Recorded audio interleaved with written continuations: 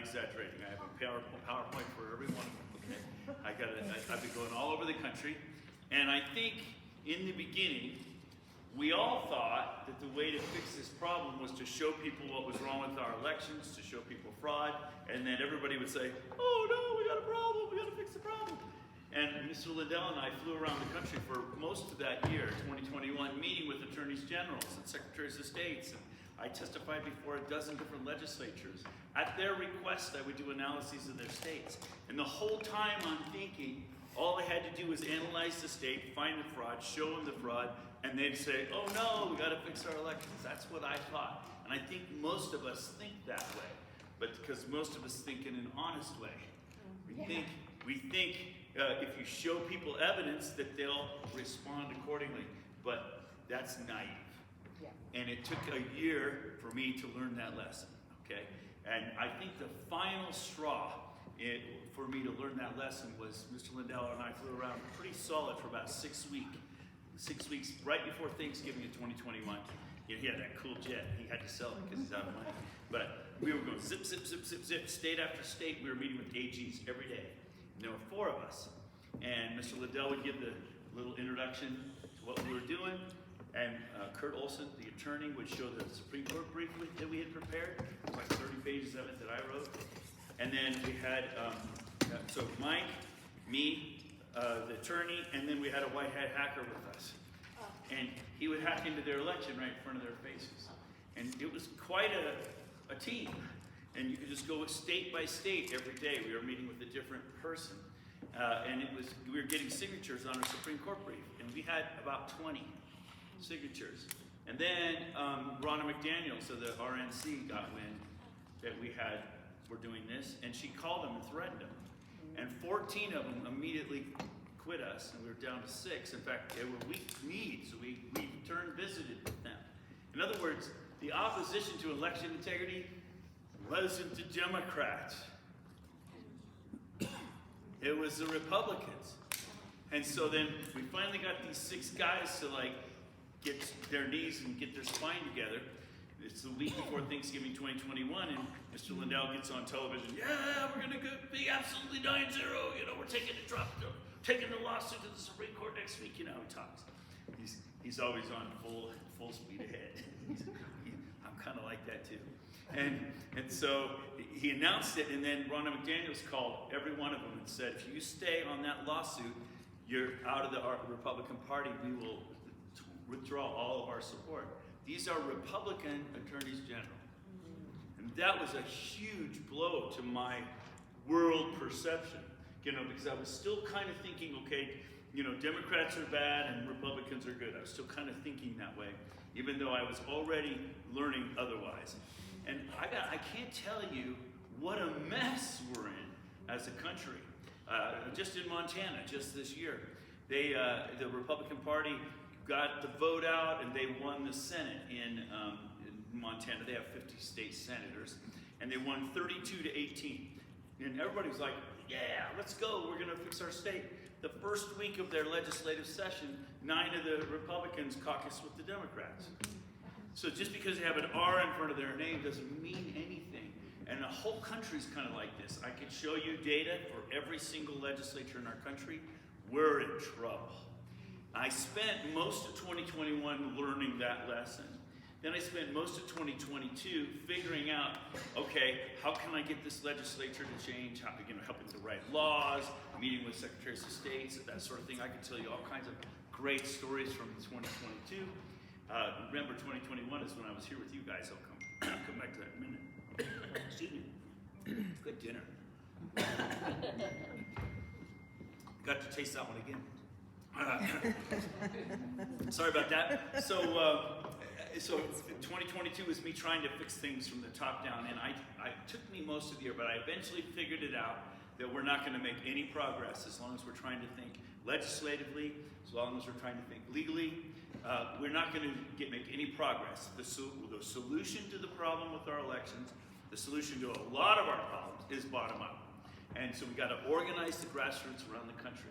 And so I started learning to do that. And one of the fun things is, you guys maybe don't even know it, but you had one of the first really sophisticated election integrity groups in the country, USCIP.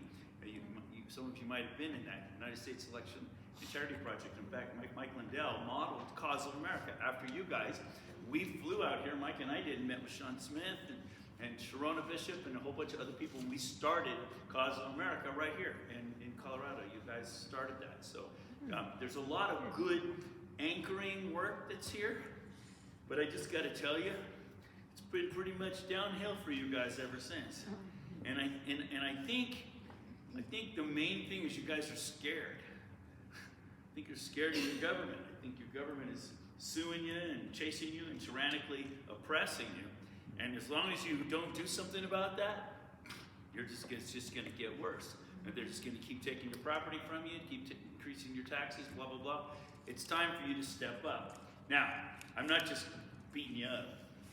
I have a pastor friend. He says he preaches to himself, and then he lets other people listen. So when I'm wagging my finger at you, you know I'm wagging it at me mostly, okay? Because I was asleep too, and I didn't understand the situation we were in. I had to kind of learn all this stuff. I'm a physicist, okay? I didn't sign up for this, okay? But it's worked out that I have. Now, I guess we had some free advertising for this event. The Sentinel talked about me being here, yeah? That was pretty good. You would have paid a lot of money for that ad. That's pretty good. And I guess I'm going to be somewhere else tomorrow night? Yep. So if you have friends, if you like what you hear tonight, make sure to tell your friends to come tomorrow night. Because what we're trying to do is we're trying to build a movement, and we need everybody to be aware of what's happening. And I think it was a pretty well done article. I'm an election conspiracy theorist. That's pretty good. Everything I'm about to show you is data that you can verify. So I'm not gonna be giving you any conspiracies. I'm gonna show you actual data, all right? Let's see, who spoke at Peter's sentencing in October 2024? I did, I was there. I don't know if some of you heard. My testimony is on my YouTube channel if you wanna watch it. It's about 10 minutes long. And I just have to say, I've been very disappointed in the representation for Tina since the very beginning. I mean, think about it. If any of you followed that case, you heard that a tape recording of me was played during the trial. There was 10 minutes, a tape recording of me during the trial. But the attorneys never called me to talk to me about it. What kind of attorney doesn't have a discussion with me? I'm the one in the office with Tina at the very beginning. I'm the one who organized the backup server machines. I'm the one that connected her legal counsel on her white hat hacker. I did all that, and none of the attorneys ever talked to me, ever. I used to call Tina all the time. Tina, what's going on? I'm ready to help you. I'm ready to help you. Get your attorneys to call me. And then I think I finally understood it. Because after the sentencing trial, I was sitting there having lunch with her latest attorney, not the new one from the DOJ, with his latest attorney, and I said, I'm a little confused. I said, I've testified with Sidney Powell, testified with Kurt Olson, I've testified with all around the country, and most lawyers who stand up and fight for this, they get sued by the bar. The bar comes after them, and I end up being in the lawsuits to help defend them. How come you haven't been sued? And he said, because I know where the line is. Oh, wow. Now I understand why she's never had good representation, because no attorney is willing to put their own career at risk for their client. They're all right to that line. So I've been pretty disappointed in that, but that's a whole nother thing. But I guess she's serving in jail now. In February of this year, Mr. Lindell and I were at CPAC, and Mr. Lindell got 90 minutes in the Oval Office with Trump, and we gave him a bunch of papers. It's been pretty fun to watch what Trump's been doing since, because everything he's doing is like right on our list. It's pretty cool. But you notice the week after we met with him is the week the Department of Justice announced the investigation into lawfare against Tina Peters. And so the president is very aware of Tina's situation and is very much on top of that. So that's good. I don't have to read more of the article, but it wasn't too bad. You know, I'm used to way worse. Just Google me, and you'll see. You know, there's 50 pages on your website. Where people have talked about me. They call me a math teacher, which is okay. I'm a great math teacher. I did that for a lot of years. They don't mention that I have a Nobel Prize nomination in chemistry from 1990. That I'm a world famous physicist, and cover articles on Nature, cover articles on science. They don't mention all that stuff, and that the people that I teach math to have an average IQ of about 150. Okay, so They don't talk about that. They call me math teacher like this, some bad thing. Nothing wrong with teaching math. Math is great. Okay. But anyway, I did testify at her hearing. If you wanted to hear that, I crammed it into a 10-minute little thing. You can go to the YouTube, and that's my YouTube channel, and you can hear my testimony. I flew out here backing up Tina. Things are going to be happening in that. Mr. Mr. Trump wants to get her out, and he's assigned some attorneys to it. So anyway, I've been here I've been here, it's been a while since I've been here, so I got to catch you up. I could talk for hours, but I'm going to try to cram it all into a small space. And if you would do me the favor of taking your camera out and taking a picture of the screen, because I know this is what happens every time I do this. Oh, Dr. Frank, I really want to copy that graph. Or can you tell me where could I watch that movie again? And then I said, did you take a picture? And well, no, I didn't. Okay, would you please do that now? And then that way, afterwards, when you want to follow up on the information, you can go. You can come to my site. You can see what I'm doing. So anyway, that's why I'm there. So I'll wait till I see the cameras go down, and then I know you've all got the information. It's a nice way to take notes, isn't it? All right, one last camera from Natasha, I think. Yeah, thank you. All right, are we good?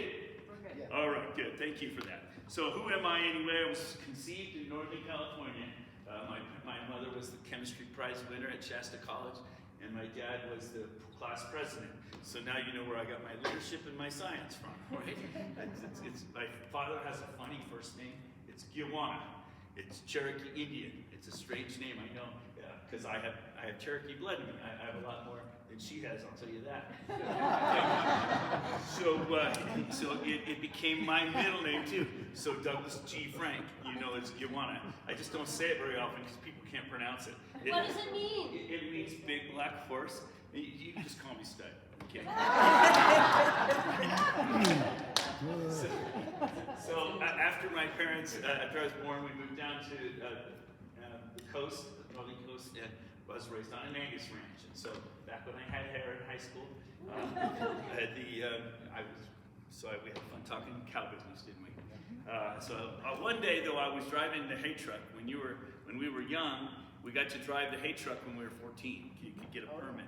And so I was driving the hay truck downtown to pick up stuff, and on the curb in front of the library, they had all these tables with books because they were moving the library to the other side of town, a new library, and all the books nobody ever checked out, they put out on the tables.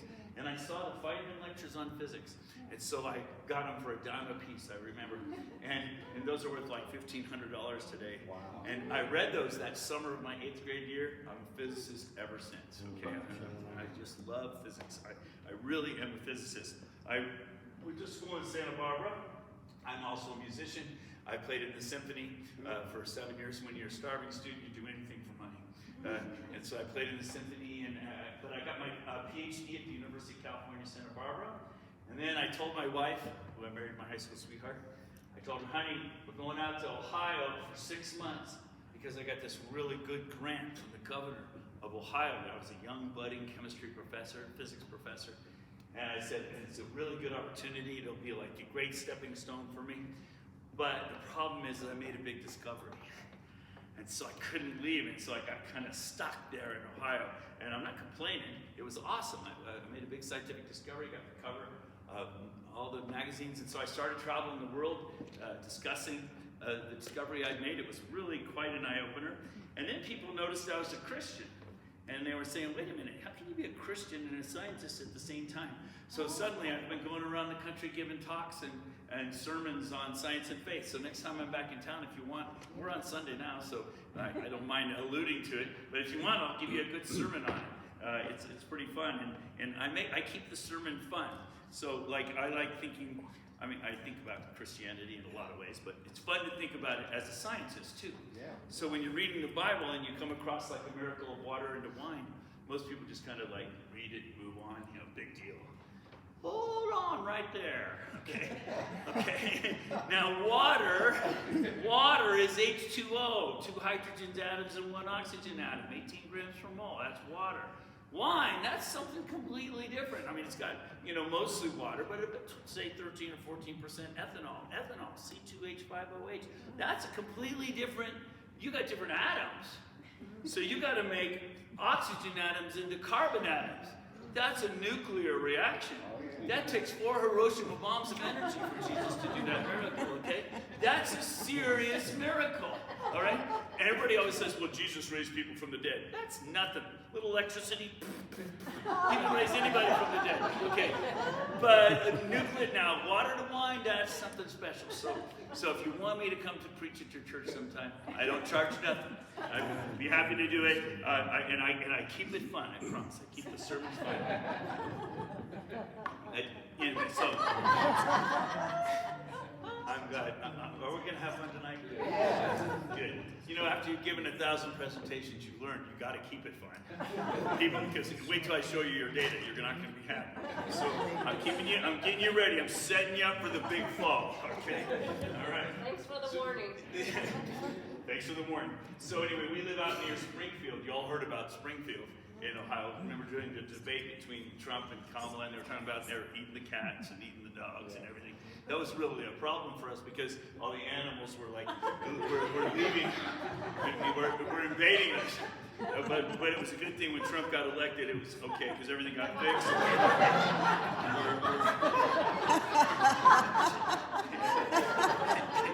It's all okay now. So anyway, that's where I live. I live out in the country, and when I wake up, all I hear is birds in a river. I love it out in the country. We're surrounded by a lot of Amish families, and it's beautiful out there. I love it. So anyway, back to me. I'm a modeler. What is a modeler? A modeler is somebody who likes to collect lots of data, find the math and algorithms that are going on, and then make predictions.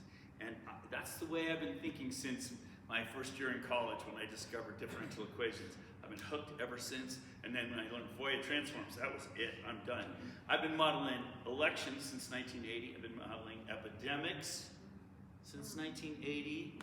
Can you imagine what 2020 was like for me? Okay. And then I've been modeling sunspots and climate. You name it, I love modeling real life things. And I teach my students that at our special school. In fact, I put up a video in January. I can tell you how long you're going to live, okay? And what I like to do is take lots of data and then find a simple way of explaining it so that people can understand it and use it. So I give you graphs to help you look up how long you're going to live. I modeled abortion.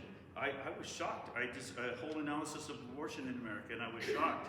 And I don't have to go into it, but to give you an example of how I like to make it simple, for every 5 pregnancies in America, 1 ends in an abortion. Okay, that's a lot. For every 3 families in America, 2 would have another family member today, except for the amount of abortion in America. That's a lot more than you realize. If I drew a line from the center of the United States and we just erased everybody west of that, that's how many people we've aborted, and since we made abortion legal. It's like way more than people realize. Now, did I just make that easy for you? Now, I could have taken you through all the statistics, but that's a lot of work. I looked into it because I noticed that when I was graphing population, because I do a lot of population work in my election work, so I had to update all my graphs. I noticed that this line here is since 1950 up to present, that our population took a sudden hit. And everybody was saying they thought that was due to COVID. It wasn't. It was due to abortion. Abortion has taken this huge uprise in our country after Roe v. Wade. It's exactly opposite to what you would think. So I like to dig into the data to find out what's actually going on, and then I study it. So I could go on and on. One of my friends said, gee, Dr. Frank, you should need to change your motto away from follow the data with Dr. Frank to I have a graph for that. Because I model everything, right? It's like I don't just look at the surface of things, I get to the bottom of it. Right? Look behind the scenes for what's going on. You get the idea. I could go on and on, but I think you're getting the hang of it. I think I've introduced you to you know who I am. You know how we think. You know what's going on. Now, the Tina Peters thing, I was involved from the very beginning, and normally I don't talk a whole lot about her, but I'm in Colorado and I got to talk about her. I was there at the very beginning working with her, and I was at that event. There's probably a picture of you in here somewhere. But that was in Mesa County. About 500 people attended that night. That was a big day. It was one of the first big events I did around the country. And somebody posted this meme, and I just loved it. Perhaps the country's become my classroom. Because I was convinced that all I had to do was show you that the elections weren't real. If I could just show you the elections weren't real, you'd all go, oh my goodness, we got to fix it. And so I had to teach you a little bit of statistics. And then I used those statistics and I modeled your election and I showed you it wasn't real. And I was going around the country doing that, thinking I was going to win that way. Well, that was naive, but I grew up since then. And you can see all about that. If you haven't seen that movie about Tina, that's a good hour-long movie about her and her situation. I got to know Mike Lindell really well during that time. I was the MC for his cyber symposium, and it was Tina. That's when Tina came out the first time. I was in the meeting where we decided we were going to fly her to the cyber symposium. So all in the court case, when you hear them saying, oh, all she wanted to do is be this famous person, and she wants to ride around in Mr. Lindell's jets and everything. Are you kidding? That never crossed her mind. It was 6 months later when we said, we need Tina here, and we flew her up. She never intended to be a public figure. She ended up in that situation. Now, I paid for that because of my involvement. The FBI has seized my cell phone at an airport and arrested me, and that was pretty interesting, and I've been debanked. It's pretty interesting. It's a Denver court that's been chasing me down and sending out subpoenas on me and all the time. So I have not escaped trouble, but it's actually kind of free advertising. You know, the New Yorker, you know, they got the bald head, right? The bow tie. It's just strange to see yourself in cartoon, you know. But I was going around the country teaching everybody the math, and I thought that was the way we were going to save the world. And of course, I've got a different strategy now, and I could talk a lot about it. But what I think I want to get to the nub. I want to get to the nub a little faster. How did I get in this in the first place, Mr. Physicist? So all during 2020, I was modeling COVID. Make sense? I had graphs for every county in America and 30 countries. Well, why was I doing that? Because in November of 2019, one of my two students in my differential calculus class came to me after class and said, Dr. Frank, will you teach me how to model epidemics? I know you've been modeling elections and stuff. Will you teach me how to model epidemics? And I said, why? I said, why, Ray? He says, because we're having an epidemic back home. Ray is an exchange student from Wuhan, China, in November of 2019. And so by January, I already had all the epidemiological data and was modeling it and predicting it. And we predicted the epidemic in Wuhan to within 1% of accuracy. And so by the time it was kicking up in America, I was already full game ahead. By the time March came around, I had about 25,000 people coming to my website every week to find out how many people were going to die in their county that week. I mean, it's crazy. And then by the summer, I had like 150,000 people. So it was an amazing year. Everybody was coming to my website. That's when I met Sharona Bishop. And this is Colorado, which is why I'm telling you this. So I called Sharona. She called me at first. She said, Dr. Frank, they're trying to shut down our churches in Colorado. I said, why? And they said, I'll send you the brief. So she sent me the legal brief that the state was using to justify the order to shut down your churches. And I read it, and I'm telling you, I'm a farmer. I know BS when I see it, okay? All right? It was crap. It was horrible. And I think the state was assuming nobody was going to ever question it. Otherwise, who would write such a piece of junk? Okay, I'm being polite here. All right? So I wrote a rebuttal, and Sharona submitted it to your legislature, and they had to answer it. And so it delayed, it created like a 3-month cycle where they couldn't enact the order to shut down your churches. And they wrote a new, more scientific brief, which I then wrote a rebuttal to because it was still crap. And that sent it into another 3 months. So about 9 or 10 months later, when the epidemic was essentially over, I kept your churches open. So you're very welcome. But that's how I got to meet Sharona. That's how she and I developed a friendship. And then after the election happened, and I'm going to bring Sharona back in a minute. So what happened is in November of 2020, after the election, Doug Mastriano in Pennsylvania asked for an audit. You might remember that. And he had a big national hearing. It was a big deal in Pennsylvania.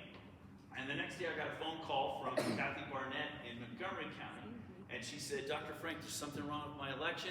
We're having a Supreme Court case. Would you please come help with my election? So she sent me data because she'd known me because of COVID. Because I've been coaching politicians all over the country on COVID. What's a PCR test, Dr. Frank? You know, tell me about vaccines, you know. And well, I'm a crazy person. I don't think you've ever met anybody like me before. I toured the country for 10 years teaching people about vaccines. Okay, I mean, I'm an unusual man. God made me this way, okay? Anyway, so she sent me data, I analyzed it, and there's something wrong with that election. So she introduced me to the legislators who were leading the audit. I showed them the data, and they invited me to be on the team of auditors for the state of Pennsylvania for the audit. I got to see anything I wanted. I had legislative subpoena authority. So it's really the only full forensic audit we've had, because I got to see everything I asked for. And I could talk about this for days, but I'm just going to tell you one story because it's very related to you. And so I'm not wasting your time here. So what I did is I got a copy of the voter rolls every week leading up to the election for Montgomery County, and through the election and after. And I had been modeling their elections, because what you do is you get a lot of data and you model it, and then anything that deviates from the model stands out. So hey, what's that? And I noticed something interesting. 6 weeks before the election in 2020, the voter rolls in Montgomery County surged by 50,000 in 1 minute. So they have 500,000 people in their county, and their voter rolls suddenly grew 10%. It was actually 50,001, precisely. And I thought, well, that's pretty strange. Well, maybe some clerks kind of put in all the data at once or something. Okay, but I tracked those names through, name by name. And every one of those 50,001 people voted in the 2020 election that were added 6 weeks ahead of time. Every one. And then 6 weeks later, they were all removed from the voter rolls. And that surprised me. I didn't understand that. And so I called Russ Diamond and I said, hey, I want to talk to the Secretary of State, Secretary Bookbar. I want to know, why are you taking those people out of the voter rolls? So we got her on the phone, and I said, why are you taking them out of the rolls? And her answer embarrassed me, actually, because I hadn't even thought of it. She said, well, because they all moved away. What? Yeah, I mean, I hadn't even thought of that as a possibility, and so I was kind of embarrassed because I was kind of caught flat-footed and I didn't know what to say. Well, thanks a lot. Okay, thank you. I don't know. So then I started looking them up, and sure enough, she was right. Every one of them had moved away 10 years earlier. Wow. So somebody had put back into the rolls former voters, people who used to be in Montgomery County. And then they were stuffing ballots for those names, because if you put in somebody that isn't here anymore, they're not going to be looking. They're not going to vote, right? It's a name. It's a credit line. If you can stuff ballots using that name. And so what we did is we put together a team of 100 people knocking on 1,600 doors to confirm that's what was happening. We confirmed it, so we knew that was going on. So the next thing you want to know is who's doing it. Don't you want to know who's doing that? I have full subpoena authority. I can see anything I want. So we downloaded the logs for the state registration system for months leading up to it, and we got a team of 6 people. Believe me, we were hot to trot. This is like the first week in December at this point, and we have Supreme Court cases, 4 Supreme Court cases going from Montgomery. So man, everybody's really working hard to get this ready. 6 guys are scouring the rolls, and we discovered an NGO, a non-government organization, that had back-end access to the voter rolls, had stuffed those 50,000 names. I can tell you the name of the NGO. It was the Hillary Clinton campaign. And I called Russ Diamond and I said, what? What is the Hillary Clinton campaign doing in your voter rolls? This doesn't make any sense. And he said, oh, I know what that is. He says in 2015, the state of Pennsylvania hired the Hillary Clinton campaign to write an app so that you could go, on your phone, you could register people to vote. And that app, the credentials were still active. So anybody with those credentials could go into the rolls and add anybody they wanted. So after we had all the statistics done, I was getting my report ready to give it to the legislative committee. And then somebody on the team said, wait a minute, Dr. Frank, I wonder if there's anybody else doing this. because we were all just focused on Montgomery County because that was the Supreme Court. So we sent our volunteers back across the whole state of Pennsylvania, and we found a minimum of 32 non-government organizations that were stuffing ballots all over the state. Rock the Vote, Antifa, what was another one? Anyway, you get the idea. There were 32 of them, and that's insane. Why would you give non-government organizations access to the voter rolls like that? And so Russ Diamond, he actually was so upset about it, he actually put a bill before the legislature in January to make it illegal for anybody but government agencies to have access, and it never even made it out of committee.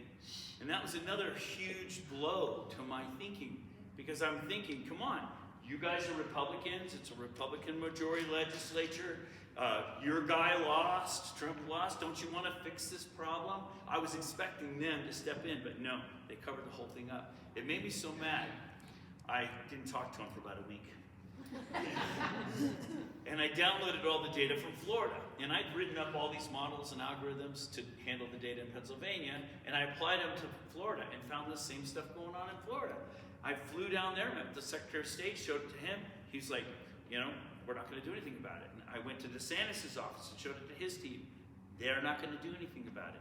I have been shocked all across the country. You can show open and shut cases of fraud. In fact, I could tell you so many stories because I've been doing this every day of my life since. I've sat with attorneys generals, secretaries of states in their office and hacked into their elections right in front of their faces. I can change anything and everything in their election. And they're like, oh, okay. This is not okay. It's just crazy. And you would expect them to fix it. They like it. They like it this way. It keeps them in control. And so I joke about it, but it's the truth. Kentucky has 105% of their people registered. And that's a red state. Oregon has 105% of their people registered, and it's a blue state. And 9 states have more people registered than they have people. It's not about Republican and Democrat. It's about whoever's in control, staying in control. I gave you the Montana example. It's not about R&D. It's whoever's in control, keeping it. And so, anyway, after all that, I was pretty disappointed. Mr. Lindell discovered me, and he made that cool movie cool documentary. And I featured Colorado in that movie. If you guys all saw that documentary, it was an hour long. Suddenly, 12 million people knew who I was within about a week because people all over the world were watching this movie, Scientific Proof. Mike was focused on the machines, and I was showing the algorithms by which the elections were being cheated. So his electronic data and my math just went like this, and Mike kept doing this the whole time. Yeah. You know the way Mike talks. And then he featured a lot of my work here. So suddenly now everybody knows who I am. So this is now March, and I'm bringing it back to Colorado. This is now March of 2021, and everybody knows who I am. 10 million people know who I am. I'm getting phone calls every day. Like the phone is just ringing. Dr. Frank, please come to our county. We got problems with our elections. Will you come help us? I had 70 messages on my desk. 70. How do I didn't sign up for this. So I went upstairs and talked to my wife. I said, honey, I think I'm going to have to set aside my income. I'm self-employed. I have an electronic shop. I build custom electronics for people. I have to set aside my income for 6 months, save the country, and then I'll be back to work. Kind of like when I moved to Ohio for 6 months. I convinced her we could leave Santa Barbara. Boy, okay. So I do have rose-colored glasses sometimes. So anyway, I said, I'm going to set aside. She says, okay. So I went back downstairs and I said, okay, now what do I do? Who do I call? I have 70 messages. And so I prayed, okay, God, whatever you put in front of me, that's what I'm going to do. First message, I called Tony Shoup, Pennsylvania. We started Audit the Vote PA. It's a great organization, thriving to this day in the state of Pennsylvania. As I was hanging up with Tony Shoup, my computer went bleep, and it was a Facebook message from a lady in the state of Washington. And the Facebook message, Dr. Frank, please come to our county. We need help with our elections. She gave me a phone number. Okay, God, you put it in front of me. So I pick up my phone. Hello, this is Dr. Frank calling. and suddenly I hear all this screaming and yelling coming out of my phone. Sounds like a mass murder or something like that. And I'm like, I said, are you okay? Are you okay? This is Dr. Frank. She says, oh, Dr. Frank, I'm at a woman's prayer meeting at church. We're all on our knees in a circle, and we just prayed and asked God to have Dr. Frank call us. And that is the beginning of a series of events that I got to tell you, I was always in the right place at the right time. It's insane. And so a couple days later, I'm starting to book all of these visits around the country to come help people with their elections. I don't charge anything, by the way, anywhere I go. I appreciate it when you chip in to help, but I don't charge because I don't want you to think it's here for money. I'm not here for money. And so I called Sharona Bishop. I said, Sharona, I know that Mesa County, that you're really, in your city especially, it's really conservative. I said, I'm looking for controls for my models because everywhere I'm looking, I'm finding fraud everywhere. I'm trying to find a clean election. Have you got a clean election in Mesa County? She's like, oh, Dr. Frank, it's horrible. We just had a citywide election. She always cries. I'm sure Sharona always cries. Oh, Dr. Frank, it's horrible. We have 5 out of 5 of our city commissioners are like super liberal, and it can't be. We don't understand. Please come, Dr. Frank. Okay, so I got a copy of your voter rolls for Mesa County. I prepared them. I went out and I spent 3 days training people how to knock on doors. And we went out and gathered a whole bunch of information. And then I met with Tina Peters on Friday morning. And showed her the data, and she was kind of waffling a little bit. She was already suspicious something was wrong with her elections. Do you know this story? Do you know why she was suspicious? Because in the citywide election, at 7:30 that night, this is a March election, she got a phone call from the Secretary of State, Griswold, who said, congratulations, Tina, I'm running such an excellent election. And here are your final numbers. And the polls haven't even closed yet. And Tina doesn't even have the numbers yet herself. And she's the one who uploads them to the state. And so she was already going, something ain't right here. Something doesn't smell right. And so then when I came in and started showing her the actual fraud that was happening, I didn't have to work too hard.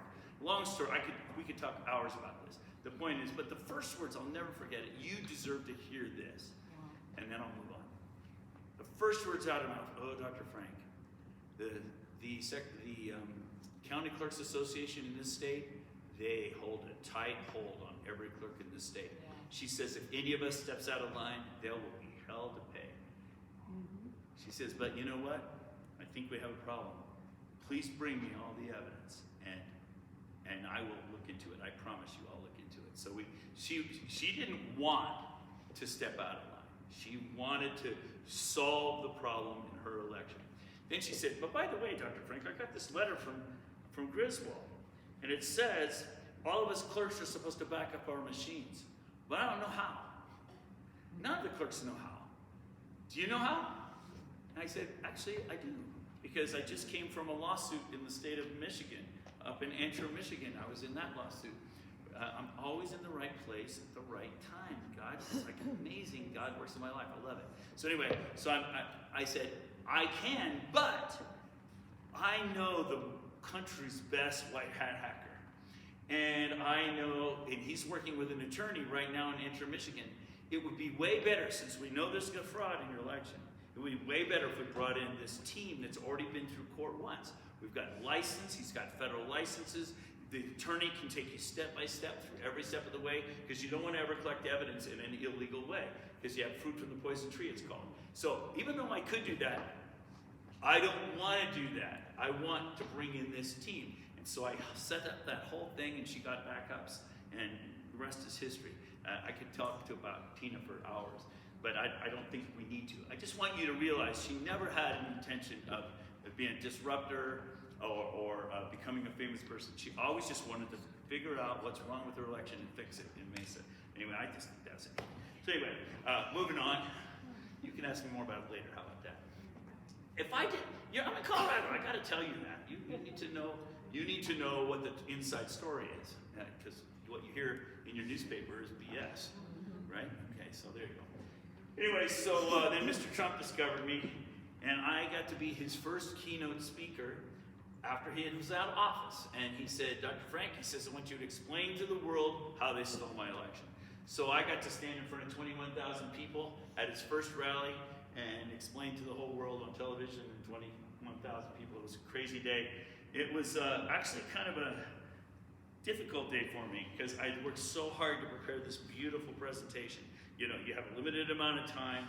The whole world's going to be watching you. Man, did I rehearse that. I had it perfect. Beautiful animated slides, everything nice. And I walked up to the microphone, and the first thought in my mind was, I just wasted a week of my life. Because these people have been standing all day in the hot sun, drinking beer, listening to rock and roll at a Trump rally. Yeah, and that's a pretty ratty situation. And I'm going to try to teach them math. But it was cool because they had these two huge jumbotrons, and my graph started going up. Oh man! And every time a graph would go up, I could hear the crowd. It was like the best math class of my life. It was awesome. It was great. The next day they made memes about me. I mean, I didn't make these memes. It was awesome. Anyway, long story short, since then I've been over 1,000 presentations around the country. I've been going around teaching, and I've learned a lot. The best thing about me is that I bring lots of wisdom. Lessons from all around the country. I know what works, I know what doesn't work. A lot of these election integrity movements are completely wasting their time and they don't even know it. And I come in and I try to get them realigned. I got the nickname now, the Johnny Appleseed of election integrity. And I think the moment that I kind of woke up to this new strategy I'm going to teach you guys tonight was in Southern California when LA Times did a hit piece on me. They did a follow-up piece a week later. Meet the man trying to upend voting, starting with California. The reason the LA Times did this hit piece on me is because I was actually having success. We have two places in California where we've taken back control of our elections. Most people don't know it. Shasta County, Northern California, 70,000 voters in that county. We took it back. That was 3 years of work. When I was starting to win these battles, first in California, of all places. How are you doing that, Dr. Frank? I'll explain. Okay, I'll tell you what I'm doing. And Huntington Beach, 400,000 voters there. Starting next year, all of their elections are locally controlled. Wow. They've been kicking the state out. I want you to control your own elections, and I'm going to show you how. We've got the strategy. We're now implementing it. That's why I'm here. Okay. So anyway, the reason I brought that up is because I was offended when that came out. Because starting in California, are you kidding? I'd already been working 2.5 years. And I've been working all around the country. But I have to admit, I wasn't making much progress. And a lot of noise. Because our thinking was wrong. We were not thinking the right way. And I'm going to try to change how you think. I'm going to try to bust you out of your old paradigm. So anyway, Patrick Byrne and I did an event together about a year ago. And he introduced me. He said, Dr. Frank reverse engineered the algorithms they're using to cheat our elections. And I thought that was a pretty good description of my work. But then he said, there are a dozen tools in their cheating toolbox. And they use whichever combination of tools works best in every situation. And so what I find around the country is people are like, oh, we're going to have signature verification, Dr. Frank. Oh, we're going to have photo ID. Oh, we're going back to paper ballots. And all that's great. But it's like you're going to the doctor, and the doctor tells you you have 12 tumors. And he says, we're going to take that one out. Okay. What about all the others? If you don't fix the whole chain, the weakest link, you're done. There's too many ways to cheat our elections. And there isn't one silver bullet that fixes it, except you being in charge of your election. And that's not a simple task. We have to accomplish that. So around the country, I like to quote Einstein, the definition of insanity is doing the same thing over and over again and expecting a different result. All over the country, people are on hamster wheels. You know there's something wrong with the election. They're doing all this work. They're just working. Nothing's going to happen. I already know nothing's going to happen. So anyway, I have a strategy that is working in your state now. And that's why I'm here, this trip. And I'm coming back again in 2 months and again in 4 months.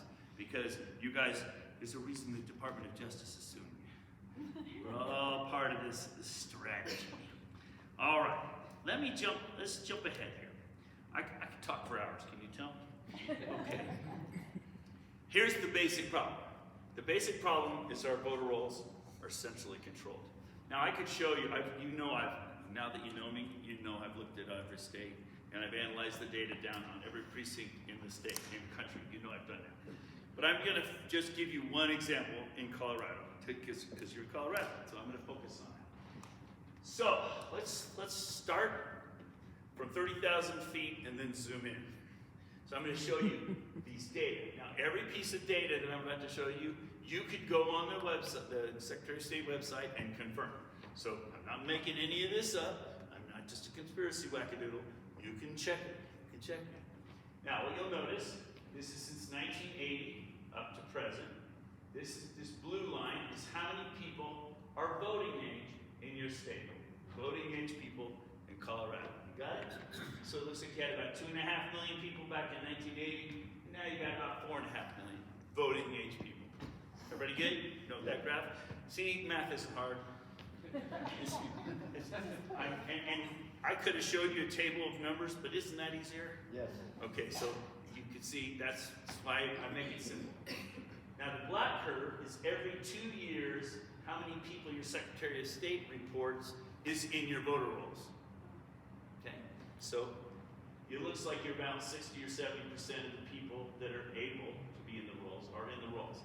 And just for a point of reference, I can tell you, since I've studied all the voter rolls in the entire country, a clean voter rolls has about 65 to 70% of the people, of the voting age people in the rolls. A clean voter rolls does.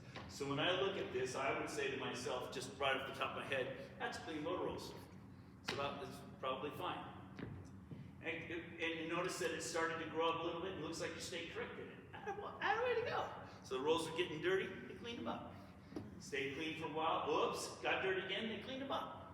Great. It makes sense, doesn't it? You can kind of see the history of what's been going on in your state. Then something interesting happened right here. After around 2010, your voter rolls just suddenly shot up dramatically, okay? And they've been climbing ever since, okay? So your voter rolls as a state are dirty, okay? I can just tell you that right now. Now what happened right here? Anybody know? Obama. That is when your Secretary of State took away control of your voter rolls from all the counties. From that point forward, all of the voter rolls in every county in your state are now housed somewhere else. Let's say here in Delta, you go to your local clerk and say, I want it to be added to the voter rolls. She doesn't bring out a copy of the voter rolls and add you.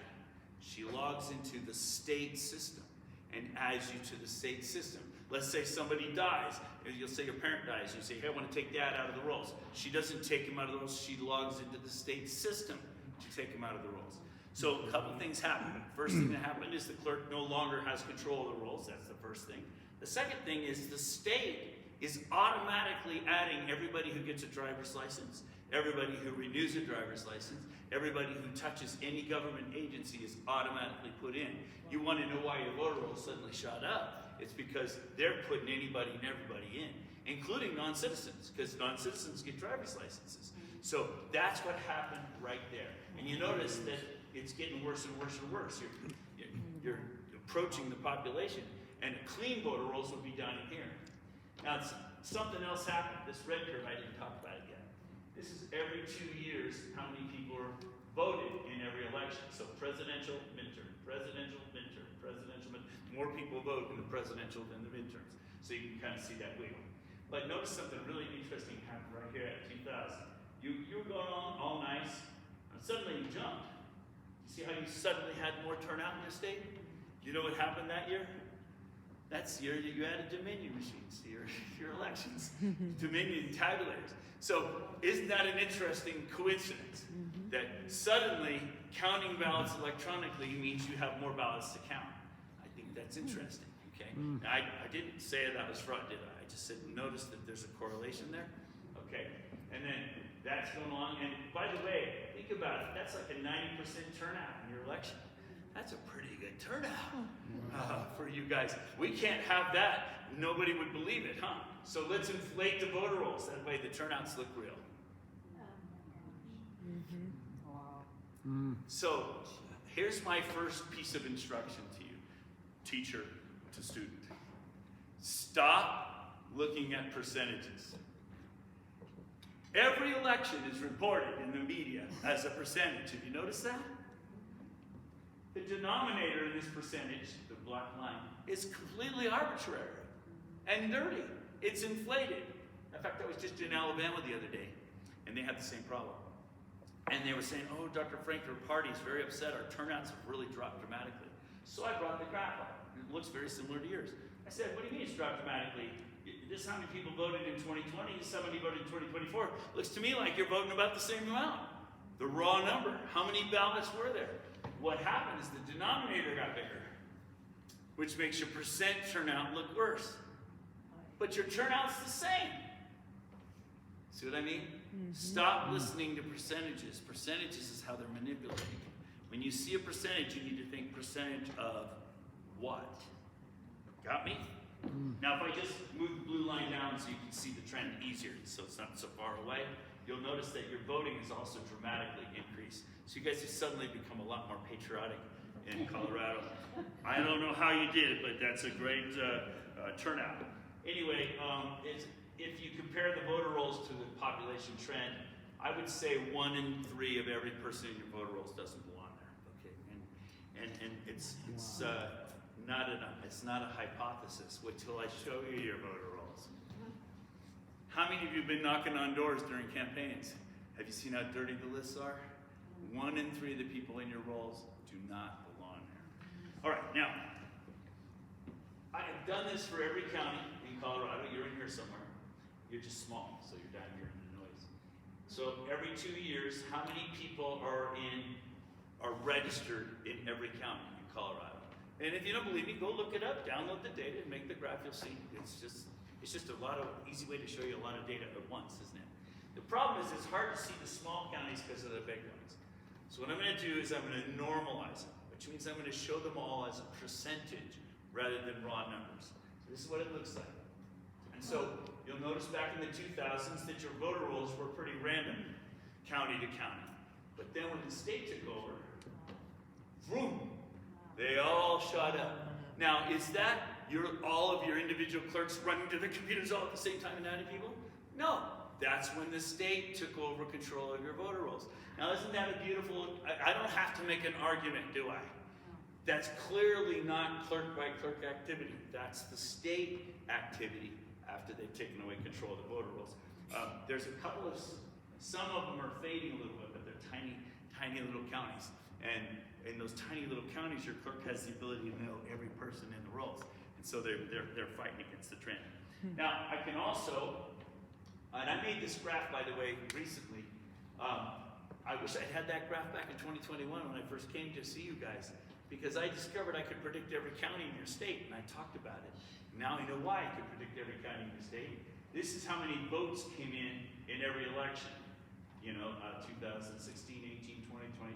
How many votes came in the presidential elections? And it's hard to see the small counties, but if I normalize it, you'll notice that the counties used to vote randomly, and now they vote in sync. Every county in your state, big, small, urban, rural, agricultural, industrial, black, white, green, Chinese, they all voted in the exact same proportions. Every county. When? When the state took over. All right.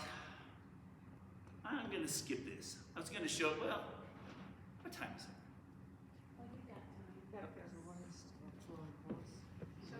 7:40. I need to show you how you measure up to other states. Is that fair? Yes. Okay. So I'm going to show all the states at once so that you can compare yourself to the other states. And what I'm going to do is I'm going to show a 2-axis graph. Pictures are such a nice way to show lots of information. So I'm going to show you the number of people that are eligible to vote, the voting eligible population, and I'm going to show you what percent of that voting eligible population is registered. So what is the denominator? Remember, percent of what? Percent of eligible people to vote.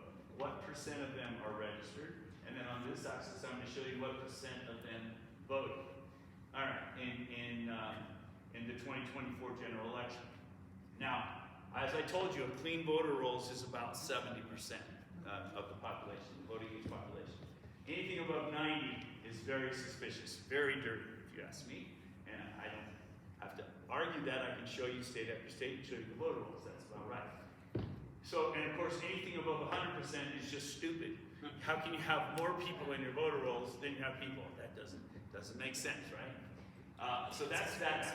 Now, let's say that you had 70% of your voting eligible people registered and 70% of them voted. That would be 100% turnout. This gray line here, you're not going to have any states up in here because that's more than 100% turnout of your people. Okay, so I think this would be a 90% turnout, and that actually would be suspicious, and then 75% turnout and 55%. So now I've kind of given you the lay of the land. So, and what you should, if I had my druthers, every state would be right here in this green area. We'd have nice clean voter rolls, and we'd have really good turnout. 60% is a really good turnout. If you look at history of America, I've tracked it for 100 years. 60% of the eligible population is a good turnout. So this is where I would like to see the whole country. Well, unfortunately, we have 9 states that have more people in their voter rolls than they have people. And actually, it's 10, because when I made this graph back in January, there was Maine got bumped over into there. It's just crazy. So those voter rolls are really dirty. Think of it like a glass of water. Over here, you have a really clean glass of water. And the more you go over here, the dirtier the glass of water is. This is a really dirty glass of water. And then, yeah, and that's crazy, 9 states. Here's the rest of the country. And here you guys are up here. So, if you think of this as a clean glass of water, the dirtier it gets, the more you're drinking. The worst place to be is up here, because that's the dirtiest glass and you're drinking the most. It's the most turnout, right? You guys are way up here. You're among the worst in the country. I'm sorry to tell you. Congratulations. Okay? But if you think about it, it's kind of strange because, I'll come back to them in a second, it's kind of strange because you're also voting about 20% more of the time than people in Texas and Missouri and Indiana and Oklahoma. You're so patriotic here. You vote 20% more often. You're 20% more. That's pretty suspicious, if you ask me. I think you have a lot of balance getting stuff. Now, Wyoming is an outlier from the rest of the country, and it's because they have this interesting law in Wyoming. If you miss an election, they take you off the rolls. You miss one, you're off. Okay? Now, you want to vote in the next election, you have to bring your photo ID, you have to bring your proof of residency, you have to prove citizenship. So their voter rolls, I think, are a little hyper clean. They're a little aggressive. I would like at least one election of forgiveness personally. If I miss that one, don't take me off. And so they're really clean. You notice their turnout's right in the right area. So you can see all these states here. This is about the right turnout in here. But the dirty rolls is the problem. All right. So now you know where you measure up. That was worth the 5 minutes, yeah. So you can know how you compare to all the other states. All right. So now I need to teach you an idea. And every day I've been here, I've been crunching your data, Colorado data. And I've got lots of data to show you, but I don't have all the pretty graphs that go with it. But I have all the pretty graphs that go with Oregon. So I'm going to show you one example from Oregon. And then I'm going to hop to Colorado, because I have all the pretty graphs, because I need to teach you an idea. And I discovered this idea last year. So it's called voter roll churn. The rolls are churning. And I'm going to describe that to you. And I did it in Oregon. So let's just start big and zoom in a little bit. So here's Oregon, not Colorado. Notice their population growing. Their population has been flat for about 5 years, but notice that their voter rolls went right past their population. Guess what happened in Oregon that year? State control. The state took over control of the voter rolls. You know where I'm going. I've done this in every state, haven't I? And guess what I see in every state? Why do you think they're all dirty? Because starting about 10 years ago and forward, the state's been taking central control of the voter rolls away from the clerks. That's a problem. All right, I don't have to give you the details of Oregon. I want you to see that. Here's one county, Baker County. They're a small county, about half as big as you. They're in the mountains and the Cascades, and just beautiful up there in Oregon. And they have an amazingly good sheriff. I've sat in his office with him. I've been meeting sheriffs all over the country. You'll understand the value of that in a minute. But they're basically flat flat count, their population's been flat. Looks like a little adjustment due to the census in 2020, but they're flat at around 13,000 voting age people. We can agree on that. And their voter rolls were clean until when? Until the state took over. And of course, you know I've done every county, and I picked Baker because it begins with a B. It's the first one, right? There's nothing special about it. Okay, and they're voting. The same kind of thing happened once they inflated the voter rolls. Then their turnouts have been ridiculous. But that inflection point, that is obvious. The rolls are growing faster than the population. But here's where I'm going to teach you a new idea. So hold on. Just listen carefully. I'm going to teach you an idea. Instead of just looking at the total number, I'm going to focus on these last 4 years. Why am I going to focus on those last 4 years? Because for each of those years, I have a complete list of every person in the voter rolls. Okay? And I'm going to track them. So Baker County, I have 5 copies of the voter rolls. January of 21, January of 22, January of 23, March of 24, January of 25. So round numbers, every year I have a copy of their voter rolls. Got me? Now, their voter rolls are just kind of steadily climbing. But wait a minute, their population was flat. Okay? Okay, their rolls are climbing, but their population is flat. With me? Okay. So, how are their rolls growing? The population is flat. Well, I know the names of every one of these people, and I track them. Gee, John Smith is in this roll, but he's not in this one, so they must have taken him out. And this looks like I drew a line, but I didn't. That's 4 separate points. People were being removed who were in this copy of the rolls at a steady rate every year. They're being removed at a constant rate. Now, wait a minute, Dr. Frank. The rolls got bigger. If they're taking names out, how could the rolls get bigger? Answer, they're adding back more names faster than they're taking them out. Follow me?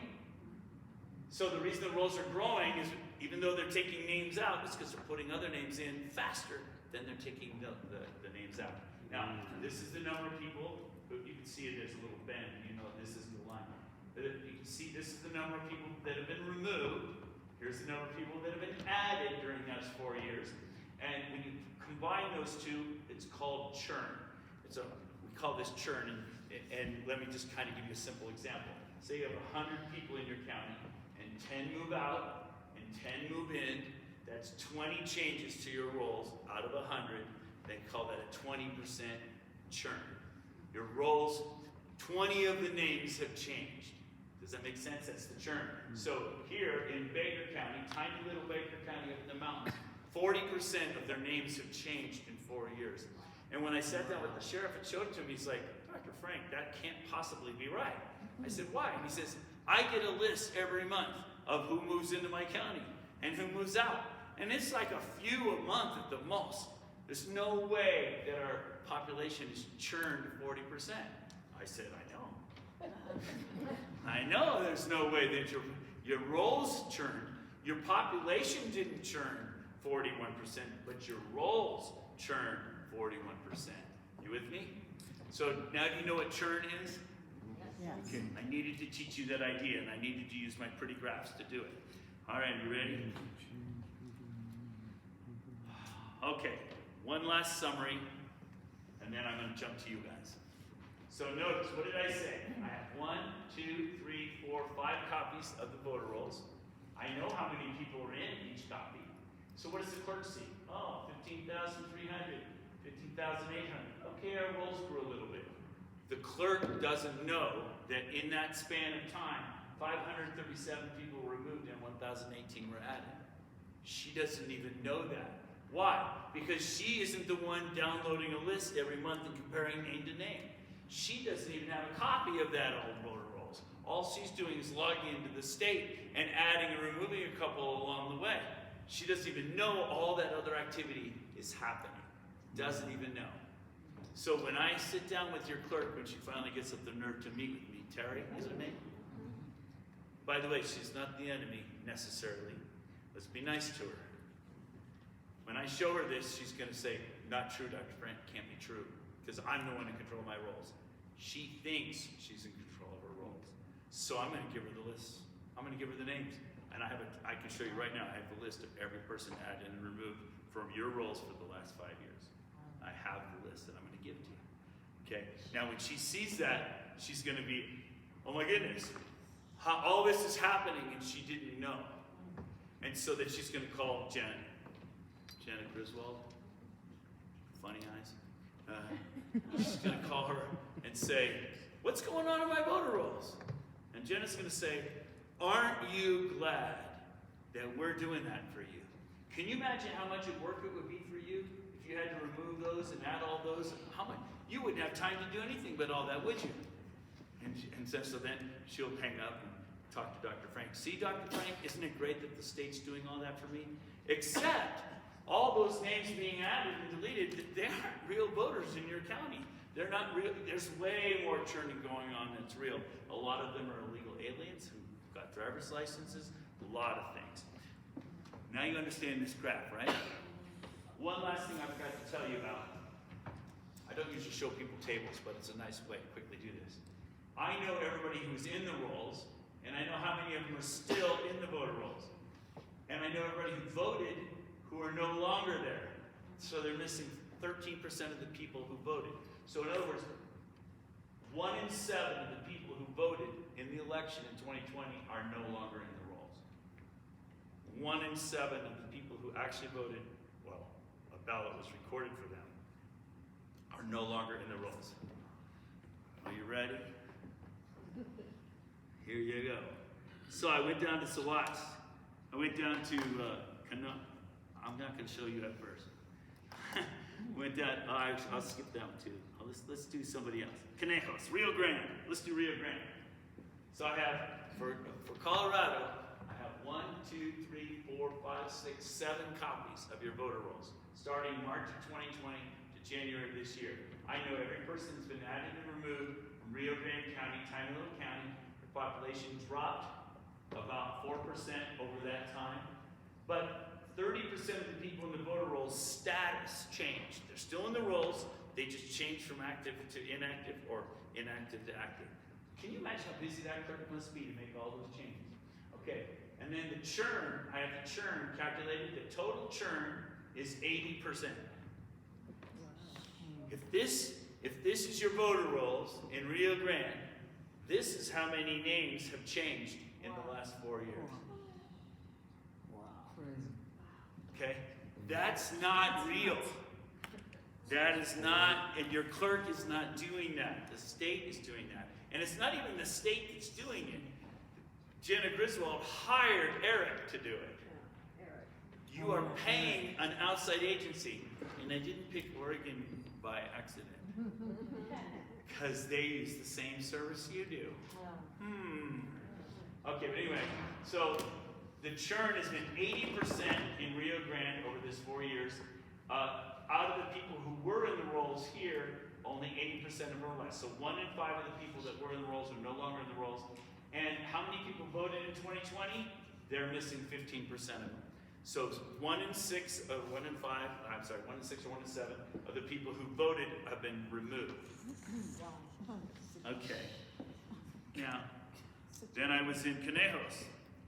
Why was in these small red counties down south? About to tell you. Okay? Their churn was 65%. Notice that they still have about 80% of the people in the rolls, and 15% of their voters have been removed. Huh. 2 different counties, same amount removed. How about Sawash? Sawash, tiny little county, 5,000 voting age people. Their churn's 98.9%. Wow. In other words, if this is how many people are in the voter rolls, this is how many of the names have changed in the last 4 years. Now, what's really happening is they're not taking out every name and putting back every name. There's like a base of the real voters in a county. And then on top of it, there's this churning going on, where they're adding and removing people. And if you think about it, what that does is it gives you a constant credit line of new names that you're mailing ballots to in every election, and they aren't real voters. And about 1 in 3 of the voters in your voter rolls do not belong there, You are flooding the market every election with ballots going to people who should not be getting ballots. You want to know why your elections are corrupted? You're just giving it away. You're papering the sidewalk with ballots. Okay, Saguache or Alamosa. By the way, when the sheriff in Saguache saw this, man, is he mad. Okay, and I gave him the list of all the names. I gave him everything. I'll show you what that looks like in a minute. And he's like, he's on it already.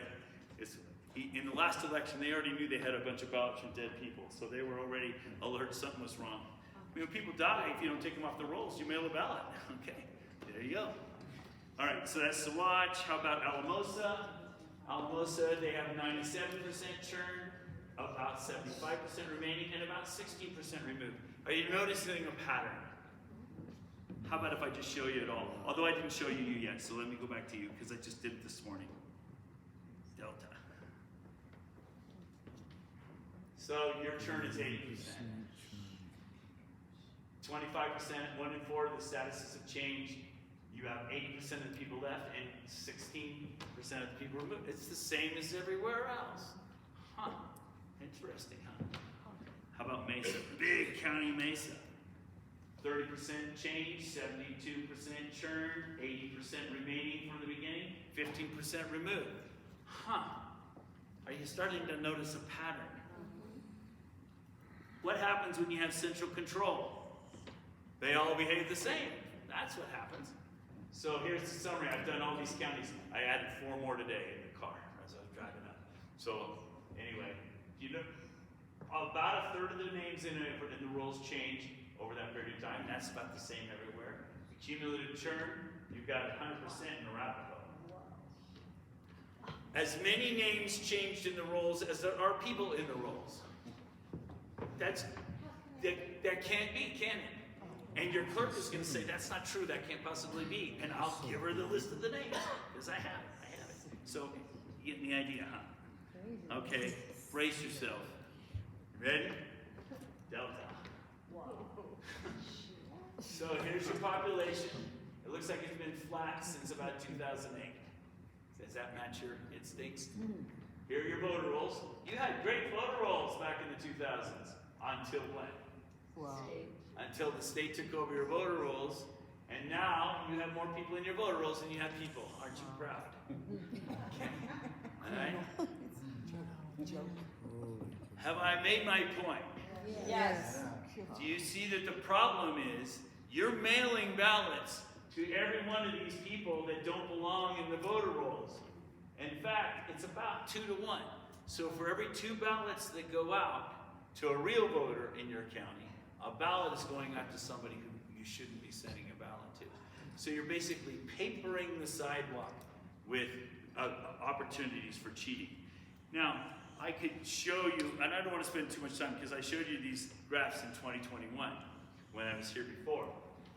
Remember I told you how I could predict every county? So here's Delta in 2020. This blue line is how many people are in your county by age. So it looks like you don't have a university here. But it looks like most of your population in 2020, or the most common, is about 65 years old. So that's your population demographics. And after 65, people begin to pass away. That's what I always tell people. That's how God cleans the voter rolls. So, okay, so the blue line is your population in 2020, and the black line is who's in your voter rolls in 2020, and then the red line is who voted in 2020 in your county. Look at man, you have amazingly patriotic people.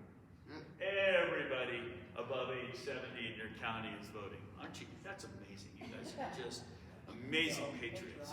That's all I can say. Now, if you look carefully at the ratio between the black and the red curve, they look awfully similar, don't they? Mm-hmm. If I assume that ratio is the same in every county in Colorado, if I assume it's the same, then this light blue curve is my prediction of who voted in your county. And it's a 0.999 correlation coefficient. In other words, you're exactly predictable.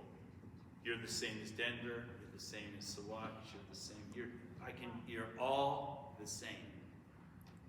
How can that possibly be? Remember, I showed you the votes are exactly in sync. Your elections aren't real anymore. All right, I think I've made my point. Okay, so now that I've made you all depressed, what do we do?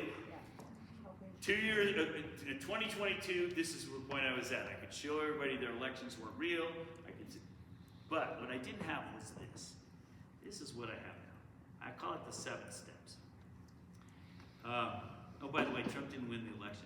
If you want me, I can explain how Trump didn't win the election, but that's another discussion. That would be fun. All right. Trump did a nice little tweet recently, which nicely encapsulates what I'm about to tell you.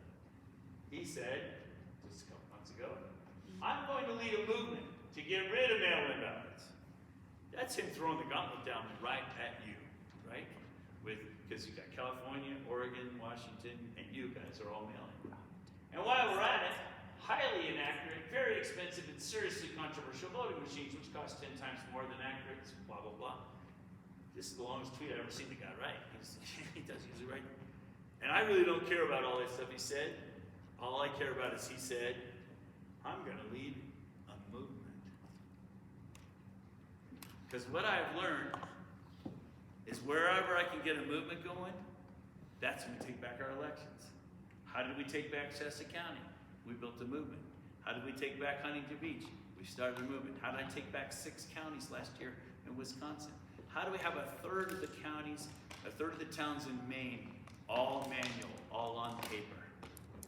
All you got to do is get the people to understand what the problem is and get a movement going. Now, let's talk about that.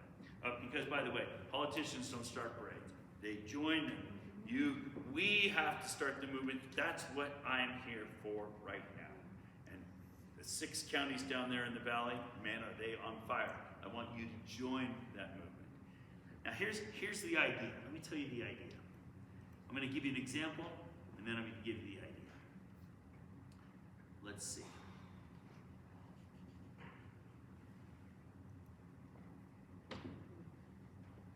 We either use our rights or we lose them.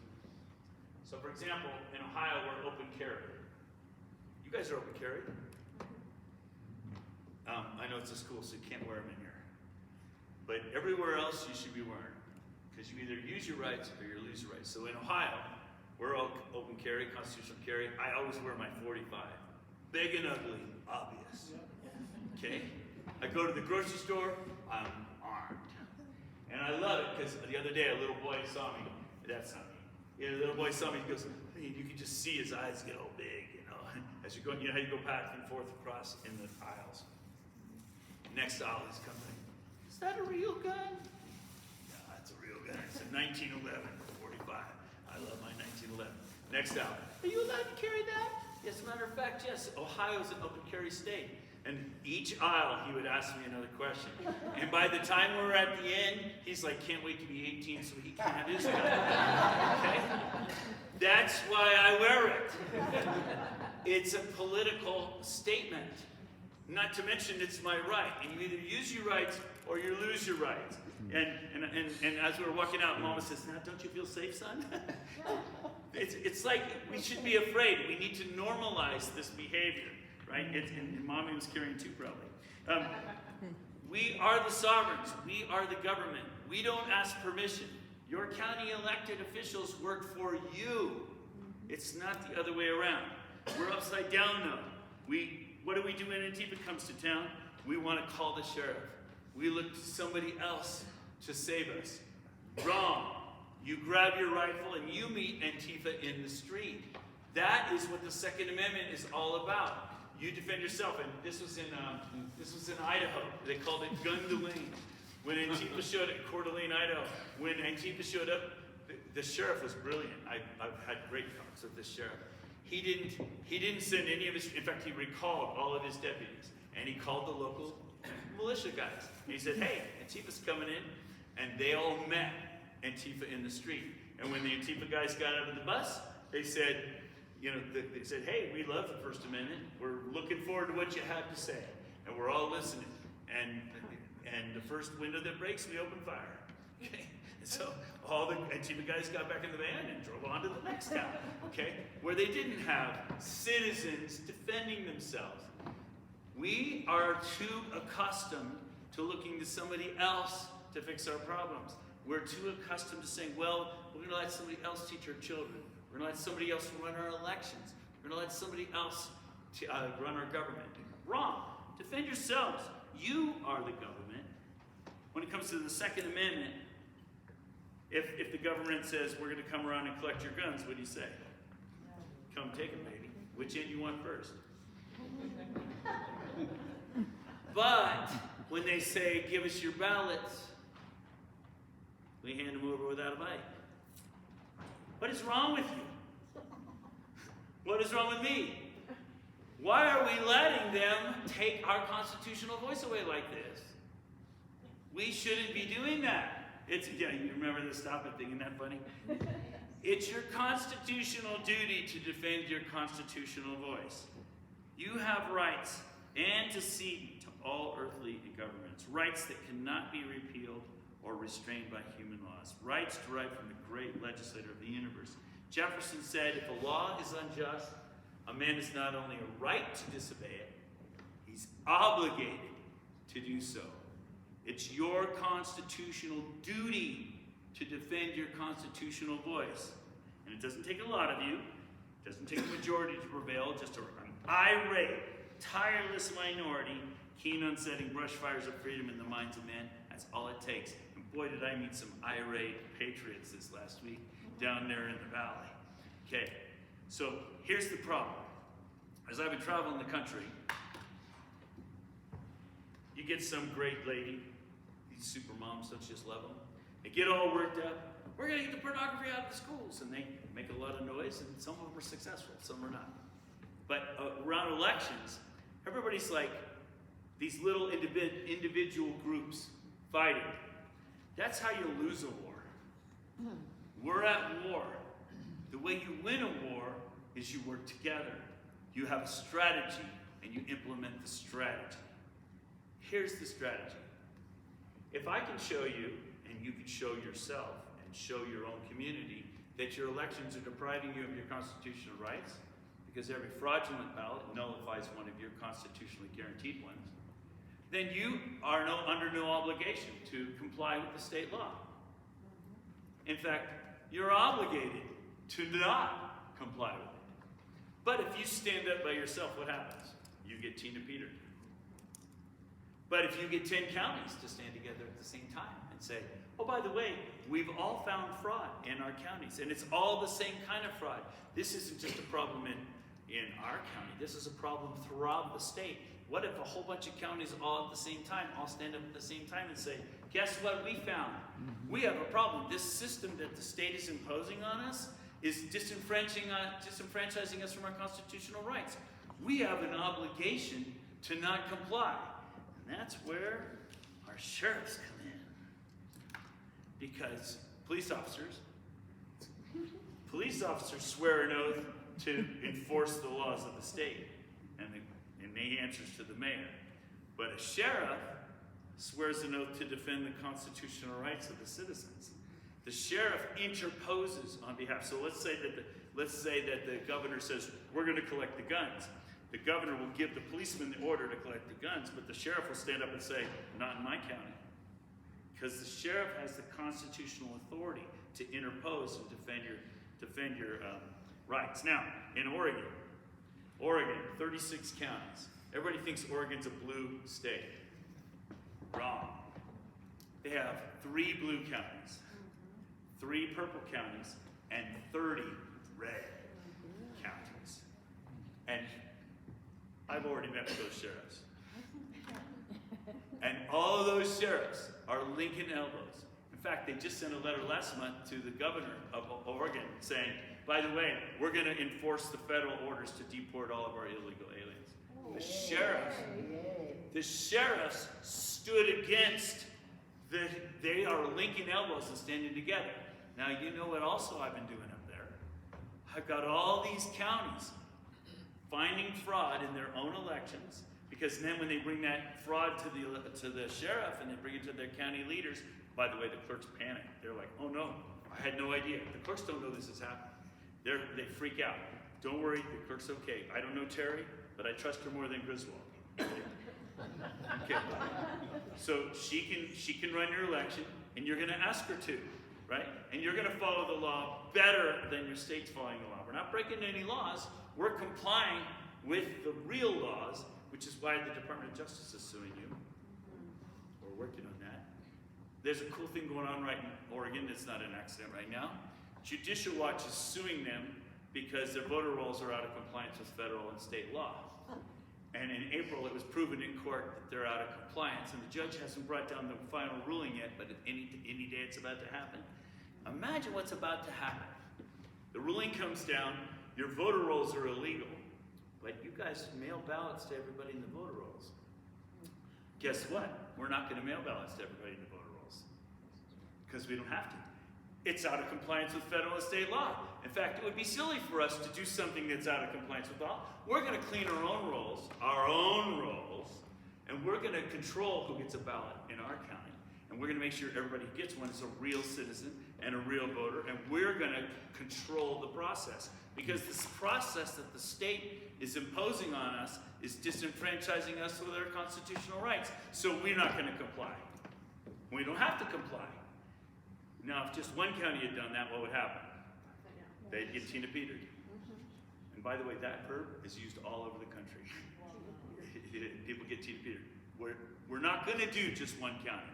We're going to do a dozen counties all at once. And then we're going to dribble county a week at a time after that. We're going to keep it in the media. And those counties are not just threatening it, they are taking back control of their election beginning then. So it forces the hand of the state. The state's not going to be happy about it. This is war. You know, when you're up in war and you win a battle, the enemy doesn't say, oh, good one. We give up. This is a war. They're going to fight back. All right. Am I getting through to you? I have this thing, I call it the 7 steps. And this is why we're going to be doing training. Doing training, when is it? Tuesday morning. So tonight, my job was to wake you up, to show you have a serious problem, and I kind of want to wrap it up and take some questions. But if I try to launch into the details of the strategy, we'd be here till midnight. So that's why we're going to have a training session coming up, and we need to get a team together to do that. So you only need an irate minority, right? So here we go. So, boy, you should meet Carol down there. She's funny. She's irate. All right, here we go. Freedom is a fragile thing, and it's never more than one generation away from extinction. It is not ours by way of inheritance. It must be fought for and defended constantly by each generation, for it comes only once to a people. And those in world history who have known freedom and then lost it have never known it again. Anybody know what that speech is from? That was Reagan's inauguration speech in California, back in the late 50s, early 60s. I was born in 61. I don't ever remember in my lifetime fighting for and defending constantly my freedom. I don't ever remember doing that. Some of you were vets, Vic. You were a vet, wherever you went. Some of you fought at least part of your life. So I'm not insulting my vets. But most of us, I don't ever remember constantly fighting and defending my freedom.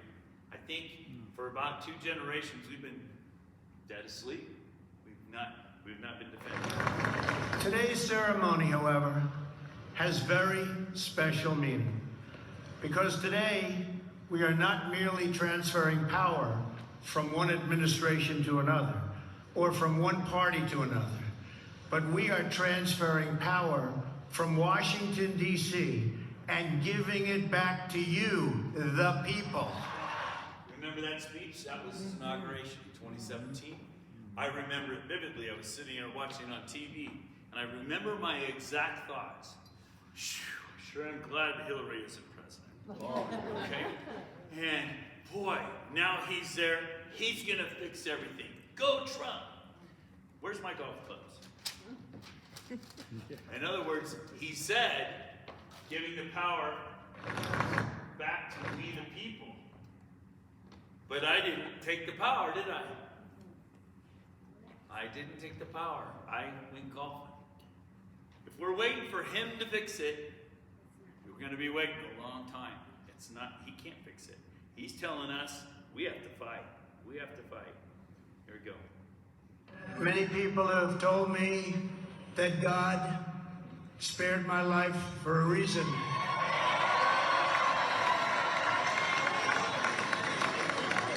And that reason was to save our country and to restore America to greatness. And now we are going to fulfill that mission together. How?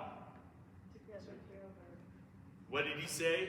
I am going to lead a movement. Where's your movement? What? It's a vacuum.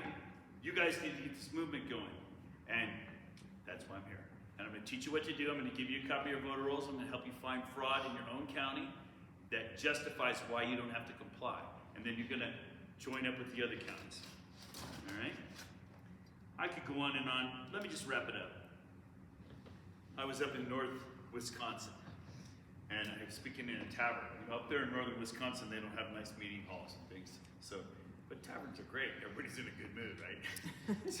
so I'm speaking, and I finished the talk, and at the end of the talk, these two lovely people, this older couple comes up, and she puts her hand on my shoulder, and the husband puts his hand, and he said, Dr. Frank, we want to pray for you. I said, okay, I love it. Go ahead, pray for me. I love it when people pray for me. Well, I didn't know this lady was a Pentecostal. She started getting loud. I mean, really loud. She was really working up a lather. And the louder she got, everybody else got really quiet in the tavern. It was totally, everybody's listening because it was a mesmerizing prayer. She was really going. And people started coming forward and laying hands on me. It was awesome. It was a wonderful moment. I really liked it. So she was praying like this. She was like, hey, thank you, Lord, for giving us Dr. Frank. And they said he's fighting the evil Goliath of election corruption and government corruption. And Lord, we thank you for giving him such a big slingshot to fight Goliath with. And Lord, we just pray that you'll give him really big stones. All right. Just like that. And of course, we're all, we want to laugh. But it's a real prayer. So we can't laugh. Right? And so we're like, she wraps up her prayer. In Jesus' name, amen. And she hangs up with God. And opens her eyes, and we all got funny looks on our faces because we're like stifling all of our laughter. And she looks at me kind of confused.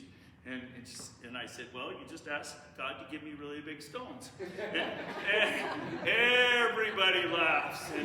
And she turns bee red. It was the most beautiful moment. Red as these chairs. It was just incredible how red it is. But it made me think about this story in a whole new way. A whole new way. Because remember, David didn't go to the battlefield to fight Goliath. He went there to visit his brothers. You remember this Bible story? He went there to bring him lunch and get news and take it back to his father. But he gets there, and what does he find? He finds that there's a big oaf out in the field insulting their God, insulting their nation. So he goes to his brothers and he says, what's going on? Get out there and take care of business. That's Doug's paraphrase. And his brothers, what did his brothers say? Who are you? Go back to the sheep. Little shepherd boy. Sheeple, right? So he didn't listen. He walked out in front of Goliath, and I love what he said. He didn't say, I'm going to whoop your butt. He said, battle is the Lord's battle. And today, God is going to deliver you into my hands. He takes a stone, knocks down Goliath, cuts his head off with a sword. Then the Bible says, then the children of Israel rose up and chased the Philistines out of the land. All it took was one shepherd boy trusting God, willing to stand, and then the nation rose up and chased the Philistines out of the land. I think you guys need to chase the Philistines out of your land is what I think, but you guys are kind of scared. You're scaredy pants. We got to fix that. I know it's scary. Fighting against the government is scary. But what are you going to do? Just give it away? You're going to give away this amazing place? I came off the hills. Look, this is beautiful. Why would you give that away? Don't give it away to them. You got to find your stones.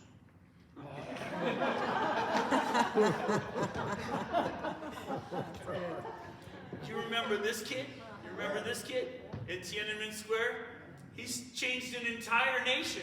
One boy standing in front of a tank brigade. So what's your excuse, right? So let's do a little thought experiment and then I'll shut up. You know, what would you do? How would you act if today we were invaded by Canada? And somebody, I said this one time, somebody said, we'd laugh. I thought that was a pretty good answer. No, our instinct might be to grab our rifles and go out there and fight, but I think that's the wrong response. When we're attacked, the right response is for us to meet in our somebody's basement, get the maps out, define our perimeter, decide how we're going to defend our property and our family and our children, and then after we're sure we're secure, then we're going to identify other places that are secure, and then we'll work together and we'll gather intel and we'll plan a strategy and we'll push the enemy back across the border, right? That is a warlike mentality that wins. That is what we're going to do in your state. We're organizing right now the counties to act together. We're county by county, we're defining our perimeter, we're gathering our evidence, we're gathering our intel, and we're going to act as one. We're going to push the Philistines right out of the land. We're going to make a beachhead. You guys are going to beachhead in your own community. And the strategy I've been teaching people, which is not me being all smarty pants, it's a derived strategy from years of experience now. It's called the 7 steps. And if you build a team here, and I think you already are, and my offer is I'll come and help you. I'll train you how to do it. I'm happy to do it. If you build that team, I will come. I will come back. And what we're trying to do is we're trying to get to the point where you're in control of your own election, and we're all voting Amish, all paper, no machines. Even my daughter can vote Amish, and she has Down syndrome. So how about if I end it there, and thank you very much.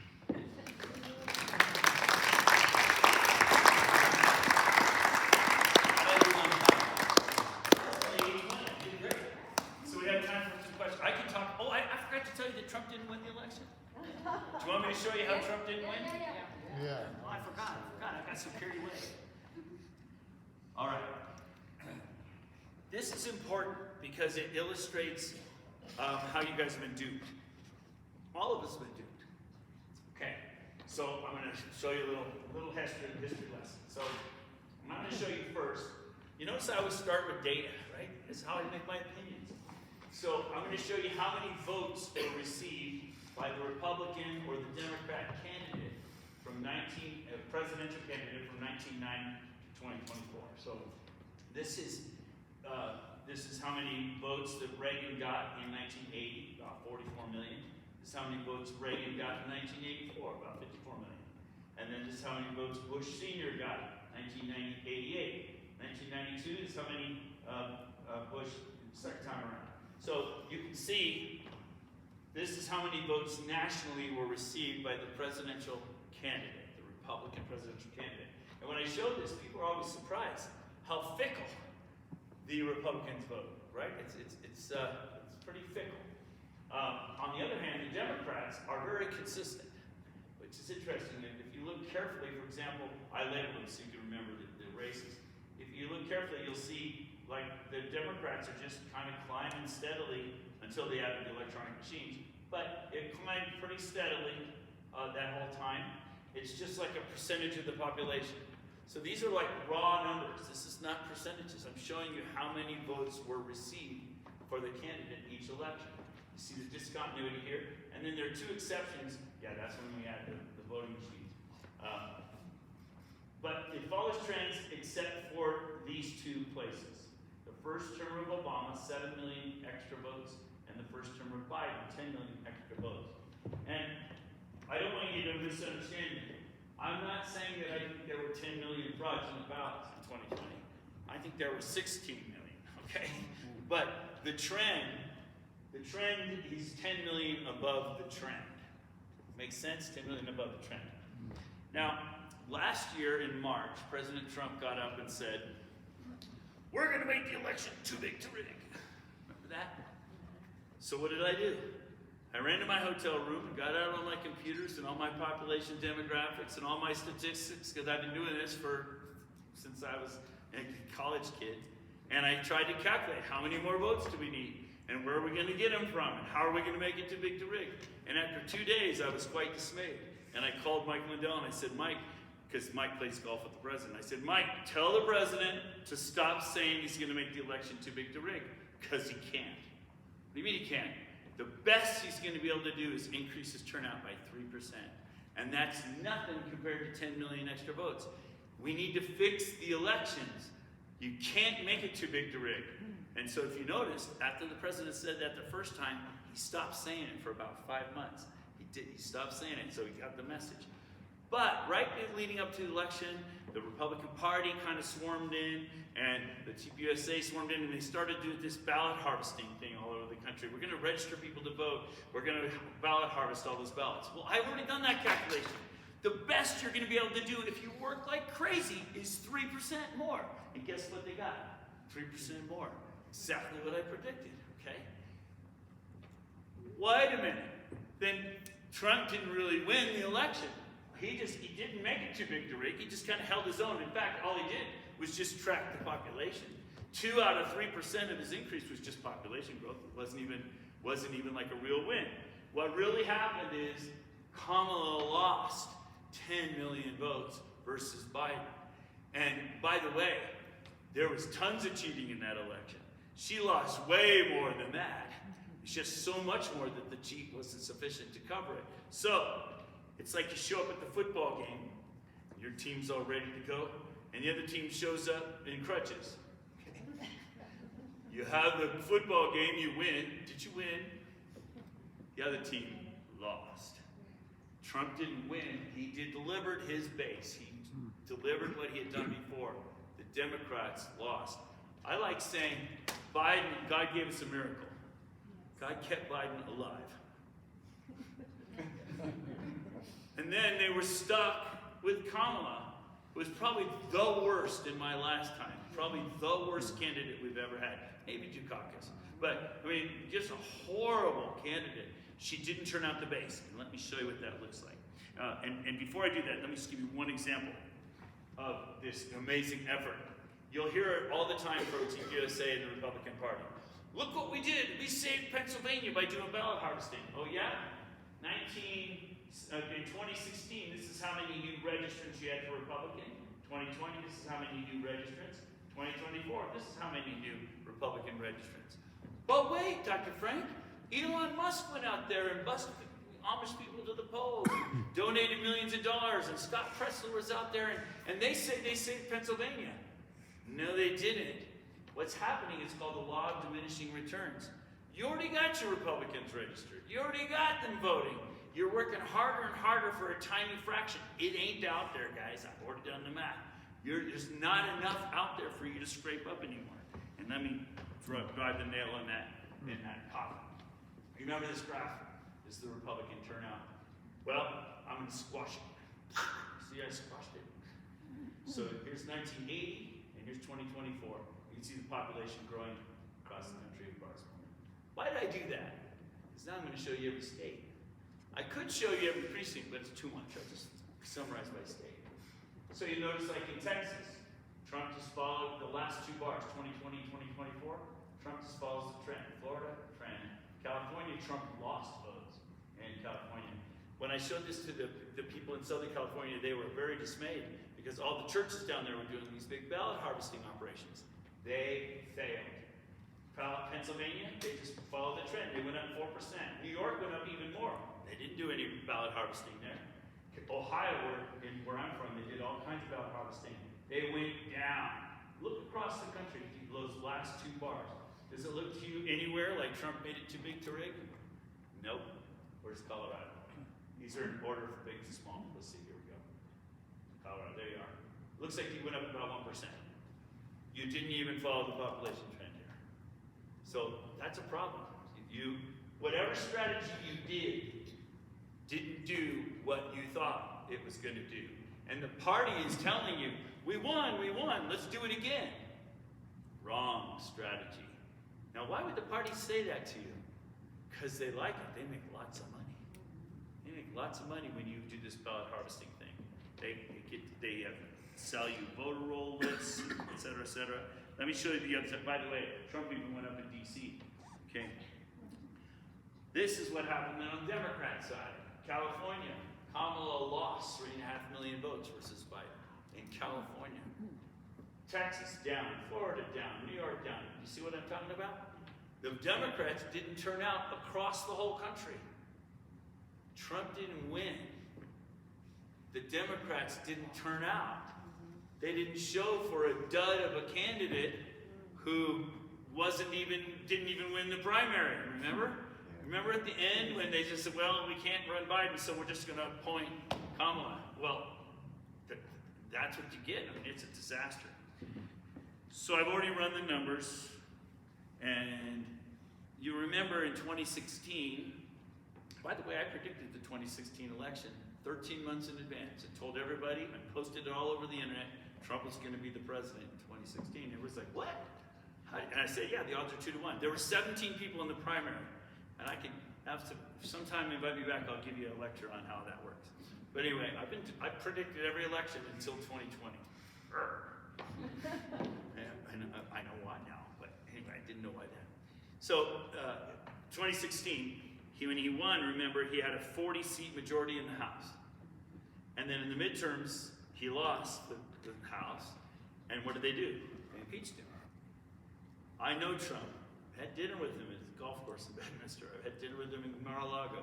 This guy, he wants to lie on his deathbed and say, I saved the country. You know, people say he's narcissist. They're right. Okay? He is. He wants to know, I saved the country. That's what he wants. Okay? Maybe that's why I like him, right? I want to save the country too. Okay, so do you think he's gonna, when he lost the majority in 2018 with a 40-seat majority, and now he only has a 4-seat majority, and the historical pattern and all the numbers, which I could show you, we could spend another 10 minutes, I could show you the numbers, we're not gonna win the midterms. The Republicans are way gonna lose. Okay? All the trends are wrong. Do you think he's just gonna sit around and let him impeach him again? Nope. This is what's gonna happen. This is Doug's prediction. I haven't seen it anywhere else yet, but I bet you this is what's gonna happen. When Trump was president in the first term, he had 2 executive orders on elections. Number 75, he set up a committee to investigate the 2016 election and put Pence in charge of it. His 83rd executive order set up an executive authority that the president could nullify any federal election where there was foreign interference. That's a pretty scary executive order, if you ask me. I don't like that sort of thing. I don't want the executive to have that kind of power, okay? But he did. He gave himself that authority. Then, Biden renewed that order, by the way.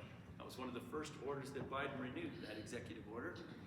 And Trump has renewed it again this time. Well, do you all remember what happened a couple months ago?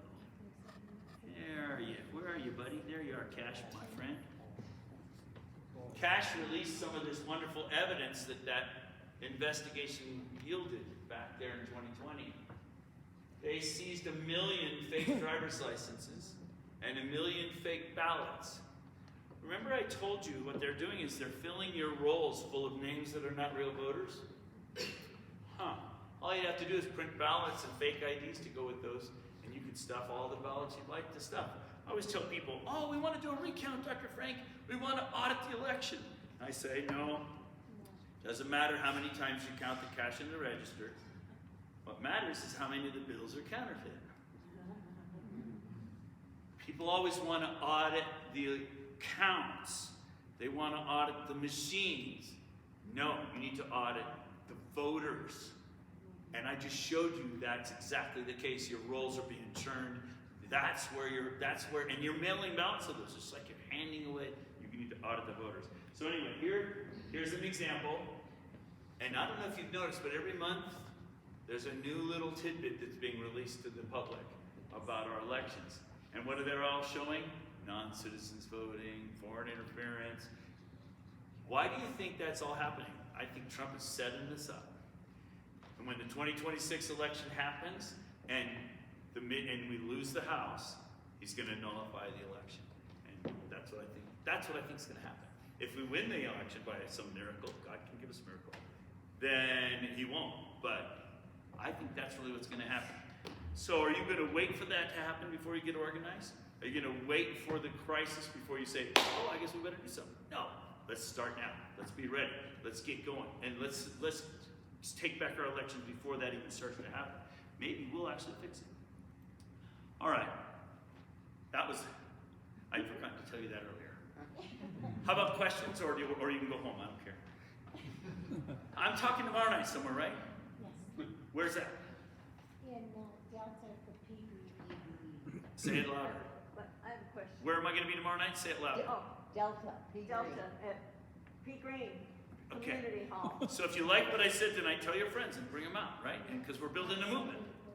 We're building a movement. Okay, you had a question. What about voters' signature verification on those ballots? So I was about to reach for a slide, but I have a way better example because I'm in Colorado.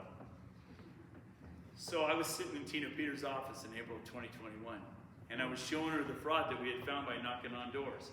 And she was kind of wavering a little bit. She was always suspicious, but she was kind of, I could tell I hadn't really made the sale. And I said, okay, Tina, what about these 2,000 dead people who voted? And I showed her a list of 2,000 dead people who voted. She says, can't happen. Can't happen, Dr. Frank. Why not? Because we do signature verification. And I said, well then, those dead people must have really good long hair because that's what your situation. And everybody laughed. And then she called in her assistant, who's the one in Mesa County in charge of signature verification. And that person sat down and she was very proud of her job. And these clerks tend to be very proud of the hard work they do. I have nothing against that. And she says, Dr. Frank, we don't trust the machines. We do our own signature verification. We do it manually. She says, we train twice as many people as we need. We rotate them in and out all day long as they're screening the ballots coming in because we want to keep them fresh. We want to keep them right on target. She says, and we watch them like hawks. She says, if anybody starts rejecting any ballots, too many ballots, we replace them right away. She said that. If anybody starts rejecting too many ballots, we replace them right away. I look over at Tina, she looks back at me. Tina excuses the clerk, and then Tina says, okay, now I know how the dead voters get into the election. Okay? So, and I could tell you another great stories about signature verification around the country, but that one's so perfect because it's right here in your own neighborhood, yes. Well, I actually did viewer. I watched the signature verification. Yes. Was it on a digital screen where they saw multiple signatures at a time? And I'm not saying anything about any person personally, but they had two elderly voters, one Republican and one Democrat. I don't think they could even see the screen. And when you look at the signatures to verify, okay, they're verifying it with signatures that were when they were younger, and some of them were like scribbled so bad you couldn't even tell. And so they would get together. Well, what do you think? Does this look alike? And they would go together, and I just sat there thinking, oh Lord, this is signature verification. That should never happen. Plus, now because of computers, they'll take your signature that you put on a computer too, which doesn't even look like it. Doesn't even look like your signature, no. Now, you subscribe to ERIC, E-R-I-C. 32 states joined in on that. And what the idea of that was, our voter rolls are dirty, so the states should work together to find out, to help each other clean each other's rolls. That was the selling point. But when you did that, you gave all of your driver's license records, including the signatures, and all of your social security records, and all of your voter roll records to a non-government agency. 32 states did that.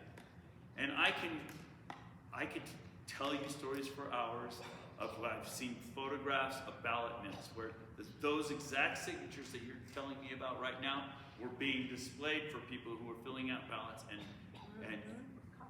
copying signatures. You heard about the 200,000 ballots coming from New York to Pennsylvania, for example. This is very doable. So anyway, I could go on and on, obviously. So signature verification is not going to do it. Yes, dear? What I'm thinking is Trump is working towards in-person ballot Single day. paper ballot, Yeah. single day. Yeah. How far has he gotten with that, do you know? Yeah. And does it have to go? He through said he's going to lead a Congress? movement. That's how far he's gotten with it. Okay. Because if you read the Constitution, okay, this is a little complicated. The Constitution is explicit on this issue. The states run the elections, not the federal government. However, that's become gray. And here's how it's become gray. In 1993, the federal government said, the states are starting to get dirty voter rolls. We want the states to start keeping essential rolls, not to control it, but to keep a rolls so that we can compare state to state and we can clean these things up. That was the purported reason. And it's called NVRA, National Voter Registration Act. And in that act, they also encourage states to start registering people based upon driver's licenses and other things, right? And the states all said, that's too expensive, we're not going to do it. The government said, okay, we'll help. So the NVRA is a federally funded encouragement to states to keep their rolls. Now, when they keep their rolls, they don't get this money for free. There are strings attached. They have to comply with certain rules, which your state is not, which is why we're going to arrange something, because we've arranged the same thing in Oregon. Oregon is not complying with the rules, so that's why Judicial Watch is suing them and winning. And the Department of Justice is enjoying that lawsuit. We're going to do the same thing for you. But, okay, I'm getting afield. That's NVRA, National Voter Registration Act. In 2002, Help America Vote Act. The federal government says, no more hanging chads. We want you all using electronic counting machines. The states all said, no way. Electronic counting machines are like easy to hack and not secure, and they're expensive. So the federal government said, no worries. We're going to set up a hyper secure network across the country. Not the internet, a hyper secure network. That's why they can say that the machines are not connected to the internet. Okay? It's a hyper secure network, CISA, the Cybersecurity Infrastructure Security Agency. We're going to set up this hyper secure federal network to manage this, and we're going to give you money to buy these voting machines. Everything will be okay. But there are strings attached. And that's what the EAC, Election Assistance Commission, is all about. They say, well, if you take this money, which all the states did, then you have to comply with these rules. So even though the Constitution is explicit that the states have authority, the states are taking money. They've signed the contract saying that they'll comply with the rules. So Trump's power is not, I'm going to sign an executive order, because if he does that, the states will just say, we're going to the Supreme Court, and he'll lose. His power is to say, which federal grants do you guys have going to your state? Get my red pen going. Oh, you have Space Force there? Great, I'll send that to Alabama. Oh, you're not going to let Tina out? Let's see what's next, okay? In other words, that's his power. All the federal money that's coming into your state, all those grants, he's just going to start redlining them. So that's what his approach is right now. That's why you notice every few weeks it's going to be another thing. He's launching another salvo at you guys because he wants Tina out. When Mike Lindell was in the Oval Office with him and told that Tina was in there, Trump took his arm and looked at his attorneys. He says, get her out, like that. So they're working on it. I think what's probably going to happen is he's going to declare her a federal whistleblower, and they'll get her out on federal whistleblower protection. The thing that I like about Trump's mode right now is the Republican Party, by the way, have you noticed, is opposing him? Yeah. Have you noticed that? Okay. He's got a whole army of attorneys, and he's not doing anything he knows he can't win. That's right out of The Art of War. I carry this book around, The Art of War. You never engage a battle you can't win. And every action he takes, he's had his lawyers pour over it. And you notice that each one of them, when it gets challenged by some local judge, goes to the Supreme Court, he always wins. That's what he's doing. So he's not acting willy-nilly. Does that make sense? Do not wait for him to fix the problem. I describe this as like we have to invade Normandy. We're headed to Berlin. We have to invade Normandy, and he's providing air cover. That's great. We're going to have to invade Normandy whether we have air cover or not. It's nice. This is our window. Let's seize it right now. This is when we need our movement to go. Yes, dear. This is probably a little unrelated to some of the work you've done, but is this why Colorado went blue? Some of the statistical things that you. is this is why Colorado went blue. Oregon, when they added vote by mail in 1998, they've never had a conservative legislature since. Never had a conservative executive since. They were the first state to go all mail in. As soon as you started going, how's it going for you? So, I don't think I think you're conditioned into thinking this way. Oh, we're blue. Doesn't matter what we do anymore. They're the majority. They win all the elections. You know where I find the most cheating? School board races. The most cheating. What happens is the turnouts are really low. And I don't know if you've ever run for school board, how much did you spend? $5,000 for your race? $10,000 when you ran for school board? But you know what? It's cheaper for you to just buy ballots. And that's what your opposition is doing. It's a low turnout. You might have, 2,000 versus 2,100 for the outcome of the race. And all somebody has to do is buy 100 ballots. $50 a piece, $5,000, guarantees I win. This is the easiest way to win. Why would you campaign when you can just buy ballots? You can just hide in your basement for 6 months. That is what is happening. And so Soros started a program in 2006 called the Secretary of State Project. I don't know if any of you remember that. He said 2006 he was going to own every Secretary of State in the country. And they started pouring money into the elections. And they've taken over every Secretary of State in this country except for 2. Chuck Gray in Wyoming, he's awesome, and Danny Hodgkins in Missouri. We just elected him in 2024, by the way. That was a big deal. But that's a good example, too, to answer this question, because he campaigned on single-day elections, photo ID, et cetera, et cetera. Now he's in office, and now everybody in the States is all like, okay, in Missouri, they're all saying, okay, we elected you, now do it. That's a top-down, so you can't win from the top down. He's saying, no, you need to empower me. The legislature writes the laws. I don't write the laws. And the legislature is telling him he can't do that. So we need the SWAT swell. The politicians don't start the parades, they join them. We have to make the movement.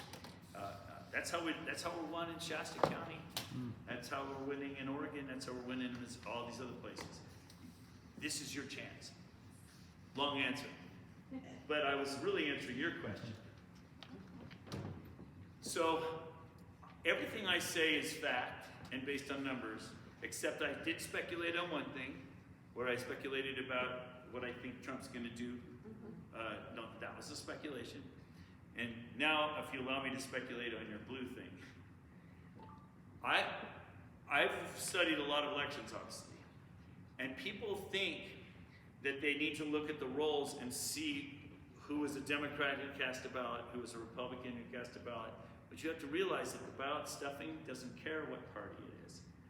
And so you notice that I'm able to predict exactly how many ballots came in from every age. Okay, so we know it's being controlled by an algorithm, and it doesn't really matter what the party is. The problem is I don't get to see the ballots themselves. So I don't really have a way to prove your question. I don't have a way to prove it numerically, but I wouldn't doubt it. I wouldn't doubt that. And the reason I wouldn't doubt it is because I see the money flowing in. Like when you guys got marijuana, the money flowed into your state to make that legal. That wasn't you deciding that issue. That was outside influences deciding that issue. It's the same thing with the abortion issue, state by state. Since Roe v. Wade was overturned, states are passing constitutional amendments, and one after another, guaranteeing the right to an abortion in their constitutions. But those are not really state elections. It's tens of millions of dollars flowing in from outside the state to make that happen. So that's until we bring it back local and stop that from happening. So I think the best way to take over a country is just take over the schools. Teach the kids. Raise the kids with the wrong way of thinking, and then the next generation, you've got the country. So that's why all the money, I think, is flowing into the school boards right now, and into sheriff races and county commissioner races. So we find a lot of fraud. We've actually turned over a few races that way. We find the fraud that was cheating school board race and fix it. So, yes, sir. Well, you're definitely got a spiritual battle going on here, and I think if you make sure you keep it there, you won't have any trouble. It's like a child can grab that and run with it. Thank you, brother. I agree. It's a spiritual battle. Yeah, We're in a spiritual war. yeah, there's no doubt. And I think our depravity is, our elections are kind of a symptom of that. Yeah, it's definitely been one. China, ever since we started leaning toward trade with China, it's kind of been playing a funny game with us. Yeah, if you listen to Patrick Byrne, who has the tendency to exaggerate a little, I think, but I like him. He says that every deed in America has a Chinese name on it over in China. That they are, and that they're planning to take us over. So it's a war. Yeah, I agree you're there. It's a real war. I hope I didn't depress you too much. I showed you what the problem is. Hopefully I convinced you what the problem is. But I want you to realize there is a solution, and it will work. And you guys, you can engage it. And it doesn't take a lot of it. I did a call with Chrisanne Hall. You all know who Chrisanne Hall is? The constitutional scholar. She's an amazing woman. I did an hour and a half call with her, public call. And she said something brilliant. She said, if you study all of the historical revolutions, go back through history and look at revolutions. She says, all you need is 3% of the people awake and engaged, and you can win a peaceful revolution. And that's all we need. So you don't need a whole lot here. Just an irate, tireless minority, keen on setting fresh fires of freedom in the minds of men. Thank you very much, Samuel Adams, right? That's all we need. So let's go for that 3%. I'm hopeful, especially after, I'm like on cloud 9 after being down in the valley. Those people are on fire, and the sheriffs are on board, and those sheriffs will talk to these sheriffs, who will talk to these. I think you got something going here.